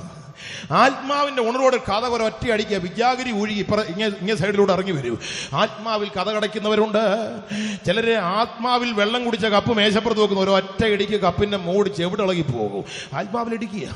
ദൈവത്തിന് സ്തോത്രം. ആത്മാവ് പ്രാപിച്ച് മുദ്രയിടപ്പെട്ട ദൈവമക്കളെ, കോപത്തെയും ക്രോധത്തെയും അസൂയയെയും ആകാത്തവയെ നിയന്ത്രിച്ചു കൊള്ളണം. മുദ്രയ്ക്കകത്തകട്ടോ ഇഷ്ടം പോലെ പോകുവാൻ പാടില്ല. ലക്ഷ്മണോപദേശം എന്ന് പറഞ്ഞ് ഒരു ഉപദേശം. ശ്രീരാമൻ വനവാസത്തിന് പോകുമ്പോ ലക്ഷ്മണൻ കോപിച്ച് ഭരതന്റെ മുമ്പിൽ കോപിക്കുന്ന ലക്ഷ്മണനെ ഉപദേശം കൊടുക്കുന്നത് പണ്ടുകാലത്ത് മലയാളത്തില് ഞാൻ സ്കൂളിൽ പഠിച്ചപ്പോൾ പഠിച്ചിട്ടുണ്ട്. കോപക്രാന്തനായി നിൽക്കുന്ന ലക്ഷ്മണന്റെ അടുക്കൽ വന്ന് കൊടുക്കുന്ന ഉപദേശം കവി ഇങ്ങനെ പാടി: ഭോഗങ്ങളെല്ലാം ക്ഷണപ്രഭാചഞ്ചലം, വേഗേന നഷ്ടമായുസ്സുമോർക്ക നീ, രാഗാതി സത്കുലമായുള്ള സംസാരം ആകെ നിരൂപിക്കിൽ സ്വപ്നതുല്യം സഖേ, വത്സേ സൗമിത്രേ കുമാരനീ, കേൾക്കണം മത്സരാദ്യം വെടിഞ്ഞെന്നുടെ വാക്കുകൾ. കോപക്രാന്തനായി നിൽക്കുന്ന ലക്ഷ്മണനെ ഉപദേശിക്കുകയാ. ഭോഗങ്ങളെല്ലാം ക്ഷണപ്രഭാചഞ്ചലം, ലോകത്തിൽ കാണുന്ന പലതും നമ്മുടെ മുമ്പിൽ ക്ഷണത്തിൽ മാറിപ്പോകുന്നതാണ്. വേഗേന നഷ്ടമാം ആയുസ് മോർക്കതി. അല്പകാലം മാത്രമുള്ള ഒരാവി പോലെയുള്ള ആയുസ് ക്ഷണത്തിൽ മാറിപ്പോകും. അതുകൊണ്ട് ഒത്തിരി കിടന്ന് കോപിക്കാതെ അടങ്ങിയിരിക്കാൻ എൻ്റെ അനുജ എന്ന് പറഞ്ഞ് ബുദ്ധി ഉപദേശം കൊടുക്കുകയാണ്. ഇന്ന് രാത്രി അഭിഷേകത്താൽ മുദ്രയിടപ്പെട്ട ദൈവത്തിലെ വാക്കുകളെ നിയന്ത്രിപ്പാൻ നിനക്ക് വിൽ പവർ ഉണ്ടാകണം. ദൈവത്തിന് സ്തോത്രം. ഇനി അഭിഷേകം പ്രാപിച്ചവരെ കൊണ്ട് അല്ലേലിയ പറയിപ്പിക്കണം എനിക്ക് ആഗ്രഹമുണ്ട്. പറയിപ്പിച്ചോട്ടെ. നിങ്ങൾ എന്നോട് കോപിക്കുമോ? ചാത്തന്നെ ഒരു കാര്യം കോപിക്കുമോ എന്ന് അറിഞ്ഞുകൂടാ. കൊല്ലം ഭാഗത്തുള്ളവർ ദേഷ്യപ്പെടുമെന്ന് എനിക്ക് അറിഞ്ഞുകൂടാ. ദൈവത്തിന് സ്തോത്രം. കൊല്ലം ജില്ലക്കാരെ കോപിക്കല്ലേ. അഭിഷേകം എന്ന് പറഞ്ഞാൽ അത് സീലാണ്, മുദ്രയാണ്. അതിനുള്ളിൽ നമ്മെ മറച്ചു സൂക്ഷിക്കുകയാ. ഇഷ്ടം പോലെ പോകുവാൻ നമുക്ക് അനുവാദമില്ല. നാലാമത് തീമോഥെയോസിന്റെ 2-ാം ലേഖനം 1-ാം അധ്യായം 7-ാം വാക്യത്തിലേക്ക് വരുമ്പോൾ പെട്ടെന്ന് വായിക്കാമോ? ഭീരുത്വത്തിന്റെ ആത്മാവിനെ അല്ല, ശക്തിയുടെയും സ്നേഹത്തിന്റെയും സുബോധത്തിന്റെയും ആത്മാവിനെ അത്രേ ദൈവം നമുക്ക് തന്ന അഭിഷേകം എന്ന് പറയുന്നത് ഭീരുത്വത്തിന്റെ അല്ല, പേടിച്ചോടുന്ന ആത്മാവല്ലെന്ന്. ശക്തിയുടെയും സ്നേഹത്തിന്റെയും സുബോധത്തിന്റെയും. സുബോധം, നല്ല ബോധം ഉണ്ടാകണം. പണ്ടൊരിക്കലും നമ്മുടെ ഒരു വിശ്വാസി ആരാധനയ്ക്ക് ഒരു ഡോക്ടർ, അവിശ്വാസിയായ ഒരു ഡോക്ടറെയും കൊണ്ടു. അദ്ദേഹം ആരാധനയ്ക്ക് കയറിയിരിക്കുക. ഇദ്ദേഹം ഭക്തനായിരുന്നുകൊണ്ട് അദ്ദേഹം ഓടിപ്പോയി മുമ്പിലിരുന്നു. അദ്ദേഹം പുതിയ ആളല്ലേ, ഡോക്ടർ, ഒരു ക്രൈസ്തവൻ. അദ്ദേഹം നല്ല മാന്യനാണ്, വിദ്യാഭ്യാസമുണ്ട്. വന്ന് ആരാധന സ്ഥലത്ത് ഏറ്റവും പുറകിരുന്നപ്പോൾ തന്റെ വലത്ത് ഭാഗത്തൊരു വിശ്വാസി ഇരിപ്പുണ്ട്. ഒരു പ്രായമുള്ളപ്പന. ഇദ്ദേഹത്തിന് അന്യഭാഷ എന്ന് പറഞ്ഞ 2 വാക്കുള്ളൂ. ചീപ്പോ, ഇത്രയേ ഉള്ളൂ അന്യഭാഷ. ഇദ്ദേഹം അങ്ങോട്ട് പാട്ടുപാടി ഉണർവായി കഴിഞ്ഞപ്പോൾ ഇദ്ദേഹം ഇങ്ങനെ തലയാട്ടി ചീപ്പോ എന്ന് പറഞ്ഞു. അപ്പോൾ ഡോക്ടർ ഇങ്ങനെ നോക്കി, എന്നാ സംഭവം? ചീപ്പോ എന്നാ പറഞ്ഞത്. പിന്നെ ഇദ്ദേഹം വീണ്ടും അങ്ങനെ കുത്തിയിരുന്നു. അപ്പൻ കുറച്ചു നേരം കഴിഞ്ഞിട്ട് 10 മിനിറ്റ് കഴിയുമ്പോൾ ഒറ്റ പ്രാവശ്യം പറയത്തുള്ളൂ ചീപ്പോ എന്നൊന്നോട് പറഞ്ഞു. ഇദ്ദേഹം ഒന്നുകൂടെ നോക്കി, എന്നോടാണോ ഈ ചീ പോന്ന് പറയുന്നത്? കുറച്ച് കഴിഞ്ഞപ്പോൾ ഒരു ചീ പോന്നോട് പറഞ്ഞു. ഇദ്ദേഹം ഇറങ്ങി അങ്ങ് പോയി. ദൈവത്തിന് സ്വന്തം ഇറങ്ങി അങ്ങ് പുറത്തു പോയി. പ്രിയപ്പെട്ടവരെ, ആരാധന കഴിഞ്ഞ് ഇറങ്ങി നോക്കുമ്പോൾ തിരിഞ്ഞു നോക്കുമ്പോൾ കൊണ്ടുവന്ന ഡോക്ടർ അവിടെ ഇല്ല. ഇദ്ദേഹം ഓടിച്ചെന്ന് പറഞ്ഞു, എന്ത് പറ്റി ഡോക്ടറെ, എന്ത് പറ്റി സാർ? അപ്പം പറഞ്ഞു, എൻ്റെ അടുത്തിരുന്ന അപ്പച്ചനുണ്ടല്ലോ എന്നോട് 3 പ്രാവശ്യം ചീ പോ എന്ന് 3 പ്രാവശ്യം പറഞ്ഞു. ഞാൻ ഇങ്ങനെ ഇറങ്ങി പോന്നെന്ന് പറഞ്ഞു. സുബോധത്തിന്റെ ആത്മാവ് കേട്ടോ. വായി വരുന്നെല്ലാം വിളിച്ച് പറയുന്നല്ല അന്യഭാഷ. ചിലർക്ക് വായി തോന്നുന്ന എല്ലാം അങ്ങ് വായി കൊള്ളാത്തതൊക്കെ വിളിച്ചങ്ങ് പറഞ്ഞിട്ട് അടുത്തിരിക്കുന്നവനെ എഴുന്നേപ്പിച്ച് ഓടിക്കും. അതാണ് അന്യഭാഷ, അതല്ല അഭിഷേകം. സുബോധത്തിന്റെ ആത്മാവ്, ബോധത്തിലേക്ക് നമ്മെ നടത്തുന്നതാണ് അഭിഷേകം. ദൈവത്തിന് സ്തോത്രം. ബോധപൂർവമായി നാം പറയുന്ന അന്യഭാഷ ദൈവത്തോട് നമ്മുടെ ആത്മാവ് പറയുന്ന വാക്കുകളാണ്. ഉച്ചരിച്ചു കൂടാത്ത ഞരക്കങ്ങളാൽ ആത്മാവ് നമ്മുടെ ബലഹീനതയ്ക്ക് തുടർന്ന് ദൈവത്തോട് നമ്മുടെ അകത്തെ മനുഷ്യന്റെ അവസ്ഥ അറിയിക്കുന്നു. അത് സുബോധത്തിന്റെ ആത്മാവാകുന്നു. ശക്തിയുടെ ആത്മാവാണ്, സ്നേഹത്തിന്റെ ആത്മാവാണ്. 5-ാമതായി നോക്കുമ്പോൾ റോമാലേഖനം 8-ന്റെ 27-ാം വാക്യത്തിലേക്ക് വരുമ്പോൾ പരിശുദ്ധാത്മാവ് വിശുദ്ധന്മാർക്ക് വേണ്ടി പക്ഷവാദം ചെയ്യുന്നു. പെട്ടെന്ന് വായിച്ചാട്ടെ. എന്നാൽ ആത്മാവ് വിശുദ്ധർക്ക് വേണ്ടി ദൈവഹിതപ്രകാരം പക്ഷവാദം ചെയ്യുന്നതുകൊണ്ട് വിശുദ്ധർക്ക് വേണ്ടി പക്ഷവാദം ചെയ്യുന്നു. പരിശുദ്ധാത്മാഭിഷേകം പ്രാപിച്ച ദൈവവൈതലേ, നിന്റെ പ്രാർത്ഥനയിൽ നിന്റെ സഹവിശ്വാസിക്ക് വേണ്ടി, നിന്റെ സഭയിലെ നടത്തിപ്പുകാർക്ക് വേണ്ടി പക്ഷപാതം ചെയ്ത് പ്രാർത്ഥിക്കും. നീ പ്രാപിച്ചത് പരിശുദ്ധാത്മാവാണോ? ഇത് പക്ഷപാതത്തിന്റെ ആത്മാവാണ്. ദൈവത്തിന് സ്തോത്രം. സ്പിരിറ്റ് ഓഫ് ഇന്റർസെഷൻ, അത് നിന്നെ പക്ഷപാതത്തിലേക്ക് നടത്തും. സഭയിലെ വിശ്വാസിക്ക് വേണ്ടി, നിന്റെ സഭയിലെ ശുശ്രൂഷകർക്ക് വേണ്ടി പക്ഷപാതം ചെയ്ത് ചുമ്മാ ഇരുന്ന് സ്തോത്രം ചെയ്യുന്നവരല്ല കേട്ടോ. ഇടിവിൽ നിന്ന് പ്രാർത്ഥിക്കുന്നവരുണ്ടെങ്കിൽ, ദേശത്തിന് വേണ്ടി ഇടിവിൽ നിന്ന് പ്രാർത്ഥിക്കുന്നവരുണ്ടെങ്കിൽ അവരൊന്ന് കൈകളെ ഉയർത്തിയാട്ട്. മതി, നിമ്മക്കുണ്ടാലും എല്ലാവരും ഉണ്ടെങ്കിൽ ഞാനും ഉണ്ടെന്ന് അങ്ങോട്ടും ഇങ്ങോട്ടും ഒക്കെ അവരെല്ലാം വന്നാൽ പിന്നെ ഞാനും പൊക്കിയേക്കാം. അങ്ങനല്ല. ദൈവത്തിന് സ്തോത്രം. പക്ഷപാതം ചെയ്യുന്ന ഒരവസ്ഥ നമുക്കുണ്ടാകണോ? ദേശത്തിന് വേണ്ടി നിന്നെ എന്തിനാ വീട് വെച്ച് പാർപ്പിച്ചേക്കുന്ന കുഞ്ഞെ? ദേശത്തൊരു വീട് തന്ന് നിന്നെ അവിടെ പാർപ്പിച്ചേക്കുന്നത് കഞ്ഞിയും പയറും അടിച്ചിട്ട് കയറി കിടന്ന് ഉറങ്ങാനല്ല കേട്ടോ. ദേശത്തിന് വേണ്ടി ഇടിവിൽ നിൽക്കുവാൻ, കൂട്ടുവിശ്വാസിക്ക് വേണ്ടി, സഭയിലെ നടത്തിപ്പുകാർക്ക് വേണ്ടി.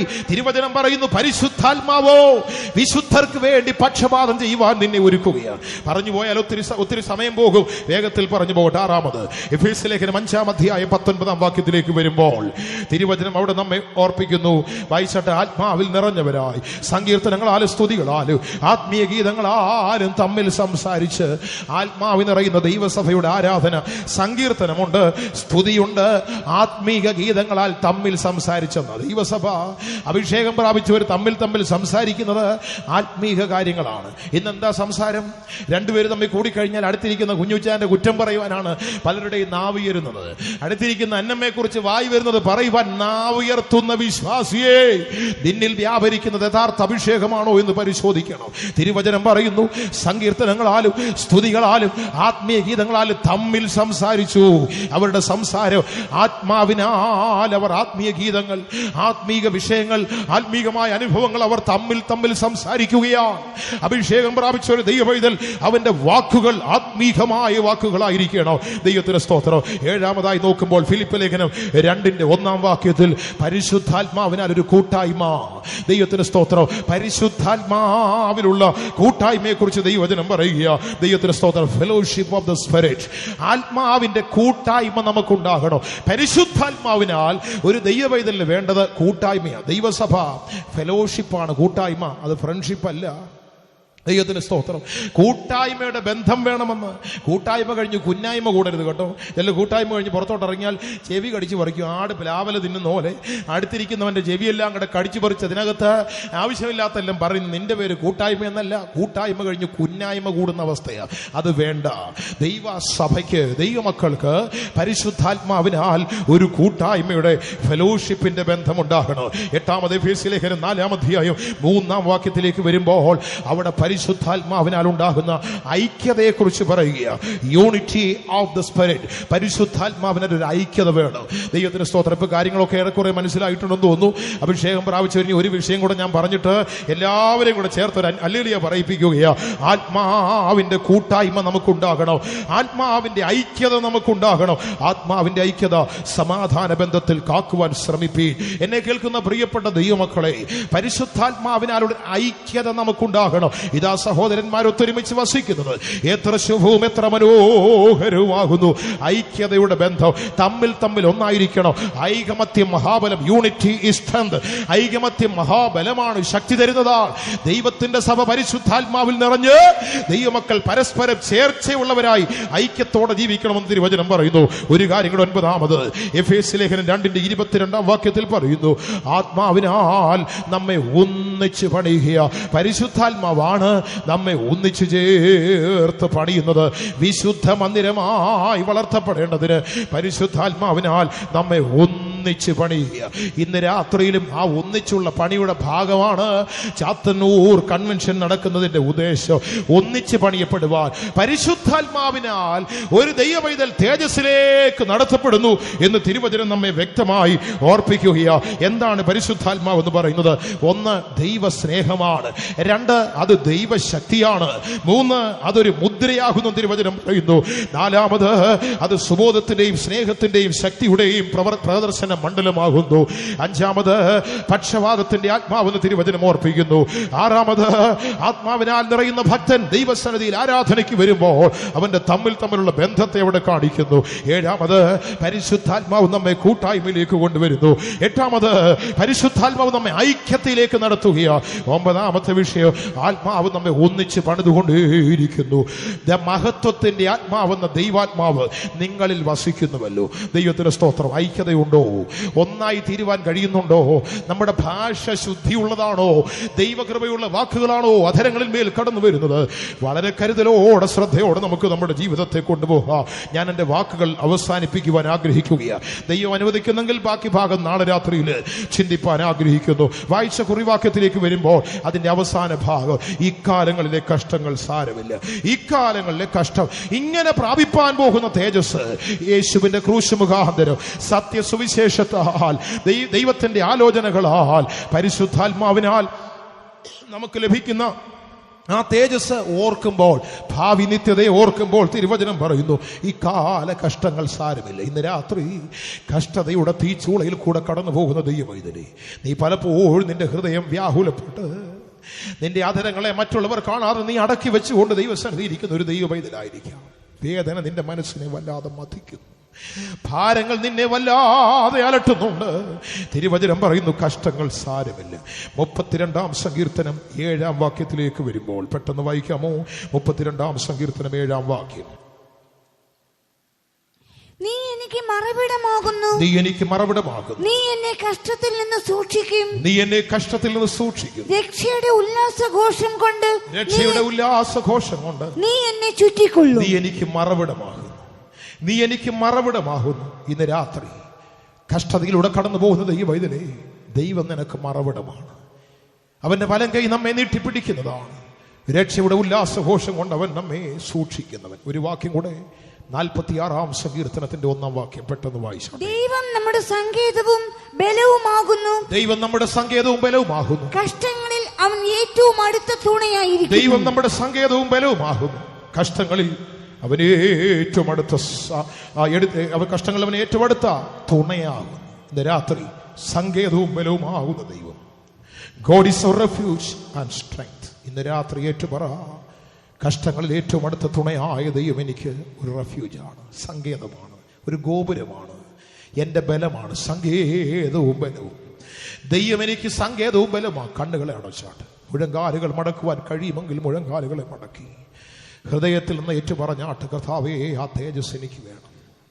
ആ തേജസ് എനിക്ക്, ലോകത്തിന്റെ ചിന്തയല്ല എനിക്ക് വേണ്ടത്. കഴിയുന്നവർ കണ്ണുകളെ മൂടിയാട്ട്, അധരങ്ങളെ തുറന്ന് അല്പസമയം ദൈവത്തെ സ്തുതിക്കണം. കർത്താവേ, ആ തേജസ്സിന് എന്നെ പങ്കാളിയാക്കി തീർക്കണമേ. ഞാൻ ഇന്ന് അനുഭവിക്കുന്ന കഷ്ടങ്ങൾ സാരമില്ല. എന്തുകൊണ്ട്? ഒരു തേജസ് എനിക്ക് ലഭിക്കുവാൻ പോവുകയാണ്. ദൈവം നമ്മുടെ സങ്കേതവും വരും. ഇന്ന് രാത്രി ഏറ്റുപറ, എൻ്റെ ദൈവം എൻ്റെ സങ്കേതമാണ്. ലോകം നിനക്ക് ആശ്രയമല്ലയോ ദൈവവേദനെ? ദൈവം നിനക്ക് സങ്കേതമാണ്. വിശ്വസിക്കുവാൻ കഴിയുന്നവർ അധരങ്ങൾ അടച്ചു പിടിക്കരുത്, വായ തുറക്ക്. അധരങ്ങൾ തുറന്ന് അല്പസമയം ദൈവത്തെ സ്തുതിക്കണം. ദയവ് ചെയ്ത് ഇന്ന് രാത്രി ഇവിടെ ഇരിക്കുന്ന ആരും മൗനമായിരിക്കരുത്. ദൈവത്തെ സ്തുതിക്കാമോ? പരിശുദ്ധാത്മാഭിഷേകം പ്രാപിച്ച ദൈവവേദനെ സങ്കീർത്തനങ്ങളാലും സ്തുതികളാലും ആത്മീയ ഗീതങ്ങളാലും തമ്മിൽ സംസാരിച്ച്, ആത്മീയ ഗീതങ്ങളാൽ ഇന്ന് രാത്രി ആത്മാവിനാൽ നമ്മുടെ മനസ്സും ഹൃദയവും നാവും ഒരുപോലെ തുറക്കപ്പെടട്ടെ. കെട്ടുകളുണ്ടെങ്കിൽ അഴിഞ്ഞു പോകട്ടെ. ദൈവം എന്റെ സങ്കേതമെന്ന് ലജ്ജ കൂടാതെ പറഞ്ഞു, മടി കൂടാതെ ഏറ്റു പറഞ്ഞു, ദൈവം എന്റെ സങ്കേതമാണ്, ദൈവം എന്റെ സങ്കേതമാണ്. രാത്രി ധൈര്യമായിട്ട് പറ, ആരും അവിശ്വസിക്കരുത്. ആ കഷ്ടങ്ങളിൽ ഏറ്റവും അടുത്ത തുണയാണ്. കഷ്ടങ്ങളിൽ അവൻ ഏറ്റവും അടുത്ത തുണയാണ്. ദൈവത്തിന് സ്തോത്രം. ദൈവം നമുക്ക് ഏറ്റവും അടുത്ത തുണയാകുന്നു. A very present hope in trouble. നിന്റെ വേദനയിലും പ്രയാസങ്ങളിലും ഏറ്റവും അടുത്തൊരു തുണയായി യേശു നിന്നോട് കൂടെയുണ്ട്. ഉറപ്പുള്ള ദൈവമക്കൾ എത്ര പേരുണ്ട്? ഒരുപക്ഷെ നിന്നെ സഹായിപ്പാൻ ആരുമില്ലായിരിക്കാം. ഇന്ന് രാത്രി ഞാൻ ദൈവവചനത്തെ ഓർപ്പിക്കുകയാ, നീ ഒരു അഭിഷക്തനാണ്, നീ ഒരു അഭിഷക്തയാണ്. ഏലാ താഴ്വരയിൽ അലറി വിളിക്കുന്ന ഗോലിയാത്തിന്റെ ഭീകര ധ്വനി കേട്ട് ഭാരപ്പെടുന്ന ദൈവവൈതലേ, രാവും പകലും നിന്നെ വേട്ടയാടുന്ന ആ സാത്താന്റെ ശക്തിയുടെ മുൻപാകെ നീ പലപ്പോഴും പതറിപ്പോയിട്ടില്ലേ? ഇന്ന് രാത്രി നിന്റെ അഭിഷേകത്തെ നീ എടുത്തൊന്ന് പുതുപ്പിച്ചാട്ട്. എല്ലാ കണ്ണുകളും അടയിട്ട്. ആരും ദയവായി മൗനമായിരിക്കരുത്. അഭിഷേകമുള്ള ദൈവമക്കൾ സങ്കീർത്തനങ്ങളാലും സ്തുതികളാലും ആത്മീയ ഗീതങ്ങളാലും തമ്മിൽ സംസാരിക്കട്ടെ. അല്പസമയം അഭിഷേകത്തോടെ ആത്മാവിൽ നിറഞ്ഞു സംസാരിച്ചാട്ട്. ദൈവത്തിന്റെ സ്നേഹമാണിത്, ഇത് ദൈവത്തിന്റെ ശക്തിയാണ്, ഇത് ഭീരുത്വത്തിന്റെ ആത്മാവല്ല. ഇന്ന് രാത്രി സകല ഭയങ്ങളും എന്റെ യേശുവിന്റെ നാമത്തിൽ പുറത്താക്കപ്പെടുന്ന രാത്രിയായി മാറട്ടെ. ദയവേത് ആരും മൗനമായിരിക്കരുത്. കണ്ണുകളെ മൂടിയാട്ട്, ഹൃദയ കണ്ണുകൾ തുറക്കട്ടെ. നിന്റെ ശബ്ദം ദൈവസന്നിധിയിൽ ഉയരട്ടെ. കാഹളനാദം പോലെ ശബ്ദമൊന്ന് ഉയർത്ത്. എന്താണ് പറയേണ്ടത്? ശത്രു നിന്നെ അലട്ടുകയാണ്, നിന്നെ വേദനിപ്പിക്കുകയാണ്, വല്ലാതെ നിന്നെ ക്ലേശിപ്പിക്കുകയാണ്. എന്നാൽ ഇരിക്കുന്നിടത്തുനിന്ന് പറ, എന്റെ ദൈവം എന്റെ സങ്കേതമാകുന്നു, എന്റെ ദൈവം എന്റെ സങ്കേതമാകുന്നു, അവൻ കഷ്ടങ്ങൾ ഏറ്റവും അടുത്ത തുണയാകുന്നു. ഇന്ന് രാത്രി അഭിഷേകത്തോടെ ആ വാക്കു നീ ഏറ്റുപറയുമ്പോൾ സാത്താന്റെ ശക്തി നിന്റെ മുമ്പാകെ തോറ്റുപോകും. ഈ രാത്രി ഇവിടെ ഇരിക്കുന്ന ദൈവമക്കൾ അധരങ്ങളെ തുറക്കുവാൻ കഴിയാത്തവരാണ്. നിങ്ങൾക്ക് ശബ്ദമില്ലേ ദൈവമക്കളെ? കണ്ണുകളെ മൂടി അധരങ്ങൾ തുറന്ന് യേശു നിങ്ങളുടെ അരികിൽ നിൽക്കുന്നത് കാണുവാൻ കഴിയുന്നവർ സ്തുതിക്കട്ടെ, അല്ലാത്തവർ മൗനമായിരിക്കട്ടെ. അഭിഷേകം പ്രാപിച്ചവർ ദൈവത്തെ ആത്മാവിൽ സ്തുതിക്കട്ടെ. യഥാർത്ഥ അഭിഷേകം നിന്നിലുണ്ടോ? ഇന്ന് രാത്രി അത് തീജ്വാല പോലെ നിന്നിൽ അത് കത്തിപ്പടരട്ടെ. ആ അഭിഷേകത്തിന്റെ ശക്തി നിന്നെ ഒരു ജയാളിയാക്കി മാറ്റട്ടെ.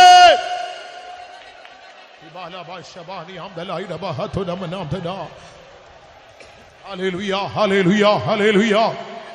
ആമേൻ, ആമേൻ. ജീസസ്, ഹല്ലേലൂയ. ദൈവമക്കൾ ഒരു നിമിഷം ശ്രദ്ധിച്ച്. കൂടി വന്നിരിക്കുന്നവരിൽ ഏറിയ പങ്കും ദൈവമക്കളാണ്. ഭൂരിഭാഗം പേര് അഭിഷേകം പ്രാപിച്ചത്. ശത്രു നിന്റെ കാലുകൾക്ക് കണികളുടെ വലകൾ വിരിച്ചിട്ടുണ്ട്. രക്ഷപ്പെടുവാൻ നിനക്ക് ദൈവം ഒരു അഭിഷേകം തന്നിട്ടുണ്ട്. നീ നിരായുധനാണ്, നിന്നെ സഹായിപ്പാൻ ആരുമില്ല. പക്ഷേ ദൈവം നിന്നോടുകൂടെ ഉണ്ട്. അവൻ നിനക്കൊരു അഭിഷേകം തന്നിട്ടുണ്ട്. ഇന്ന് രാത്രി സിയോൻ പുത്രിയെ എഴുന്നേറ്റ് മെതിക്കും. ഇന്ന് രാത്രി അഭിഷേകത്താൽ നിന്നെ അവനൊരു ബലമുള്ളവനാക്കി തീർക്കുകയാണ്. ആധരം തുറന്ന് പറ, നിന്റെ കഷ്ടങ്ങൾ സാരമില്ല, എന്റെ ദൈവം എന്റെ സങ്കേതമാണ്, കഷ്ടങ്ങളിൽ അവൻ ഏറ്റവും അടുത്ത തുണയാണ്. അഭിഷേകമുള്ളവർ പറഞ്ഞ് ദൈവത്തെ ആരാധിച്ചാട്ട്. ഹല്ലേലൂയ. എന്റെ സങ്കേതം നീ അല്ലയോ, എന്റെ ആശ്രയവും നീയല്ലോ. എന്റെ സങ്കേതം നീ അല്ലയോ, എന്റെ ആശ്രയവും നീയല്ലോ. എന്റെ ഉറവുകളഖിലവും നിന്നിലേ എന്നുമാകുന്ന ശത്രുവിന്റെ പോരാട്ടത്തിൽ രക്ഷപ്പെടട്ടെ. മൃത്യുവിൻ വായിൽ നിന്നോ വീണ്ടെടുത്തോടെ മഹത്വപ്പെടുത്തും. മൃത്യുവിൻ വാ എല്ലാവരും ചേർന്ന് കരങ്ങളടിച്ച് ആത്മാവിൽ പാട്ടുപാടിയോട്ടെ. ഞാൻ നിന്നെ സേവിച്ചു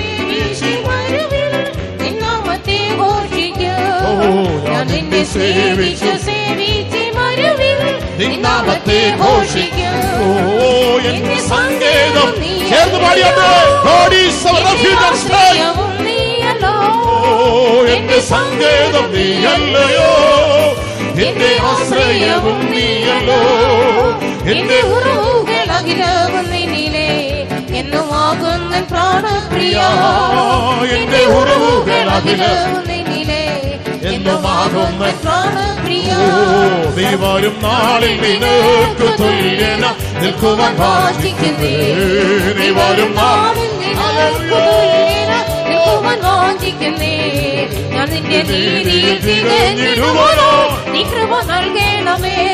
ഞാൻ നിന്റെ നീതിയിൽ ദൈവകൃപയുടെ വ്യാപാരം ഉണ്ടാകട്ടെ. എന്റെ സങ്കേതം നീ അല്ലയോ. ധൈര്യമായി അങ്ങനെ തുറന്നു പറയാം. God is our refuge. സങ്കേതം നീ അല്ലയോ, എന്റെ ആശ്രയം നീയല്ലോ. എന്റെ ഉറവുകളഖിലവും നിന്നിലേ എന്നുമാകുന്ന പ്രാണപ്രിയ. എന്റെ ഉറവുകളഖിലവും നിന്നിലേ എന്നുമാകുന്ന പ്രാണപ്രിയ. എന്റെ ഉറവുകളഖിലവും നിന്നിലേ എന്നുമാകുന്ന പ്രാണപ്രിയ. എന്റെ ഉറവുകളഖിലവും നിന്നിലേ ഹല്ലേലൂയ. എന്നുമാകുന്ന പ്രാണപ്രിയ. ജീസസ് എന്റെ ഹല്ലേലൂയ. ഉറവുകളഖിലവും നിന്നിലേ എന്നുമാകുന്ന പ്രാണപ്രിയ. എന്റെ ഉറവുകളഖിലവും നിന്നിലേ എന്നുമാകുന്ന പ്രാണപ്രിയ.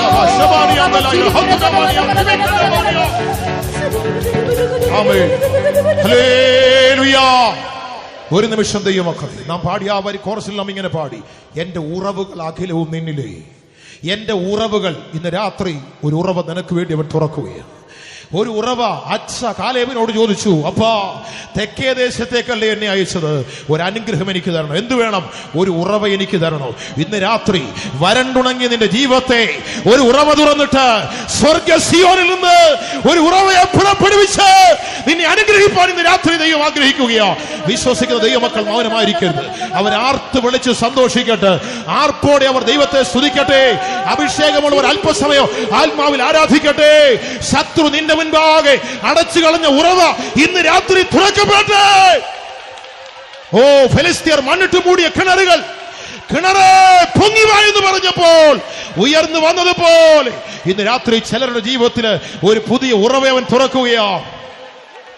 വിശ്വസിച്ചുകൊണ്ട് ദൈവമക്കൾ എല്ലാവരും ചേർന്ന് കരങ്ങളെ തട്ടി ആത്മാവിൽ ആ കോറസ് ഒരിക്കൽ കൂടെ പാടണോ. എന്റെ സങ്കേതം നീയല്ലയോ, എന്റെ ആശ്രയം നീയല്ലയോ, എന്റെ ഉറവുകൾ. അത് നാം ആത്മാവിൽ പാടിയാൽ ഇന്ന് രാത്രി പ്രിയപ്പെട്ട മാതാവേ, നിന്റെ കുഞ്ഞിന്റെ മുൻപാകെ ലോകം അടച്ച ഉറവ ഇന്ന് രാത്രി തുറക്കും. സ്തോത്രം. പ്രിയ പിതാവേ, നിന്റെ ജീവിതയാത്രയിൽ നിന്റെ ഔദ്യോഗിക മേഖലയില് ശത്രു അടച്ച ഉറവ ഇന്ന് രാത്രി അഭിഷേകത്തിൽ തുറക്കപ്പെടട്ടെ. എന്റെ സംഗീതം നീയല്ലയോ, എന്റെ ആശ്രയവും നീയല്ലോ. എല്ലാവരും ചേർന്ന് കരങ്ങളടിച്ച് ആത്മാവിൽ ചേർന്ന് പാടിയാട്ടെ. എന്റെ ആശ്രയവും നീയല്ലോ, എന്റെ ഉറവുകളഖിലവും നിന്നിലേ എന്നുമാകുന്ന പ്രാണപ്രിയ. എന്റെ ഉറവുകളഖിലവും നിന്നിലേ എന്നുമാകുന്ന പ്രാണപ്രിയ. എന്റെ സങ്കേതം നീയല്ലയോ, എന്റെ ആശ്രയവും നീയല്ലോ. എന്റെ സങ്കേതം നീയല്ലയോ, എന്റെ ആശ്രയവും നീയല്ലോ. എന്റെ ഉറവുകളഖിലവും നിന്നിലേ എന്നുമാകുന്ന പ്രാണപ്രിയ. എന്റെ ഉറവുകളഖിലവും നിന്നിലേ എന്നുമാകുന്ന പ്രാണപ്രിയ. എന്റെ ഉറവുകളഖിലവും നിന്നിലേ എന്നുമാകുന്ന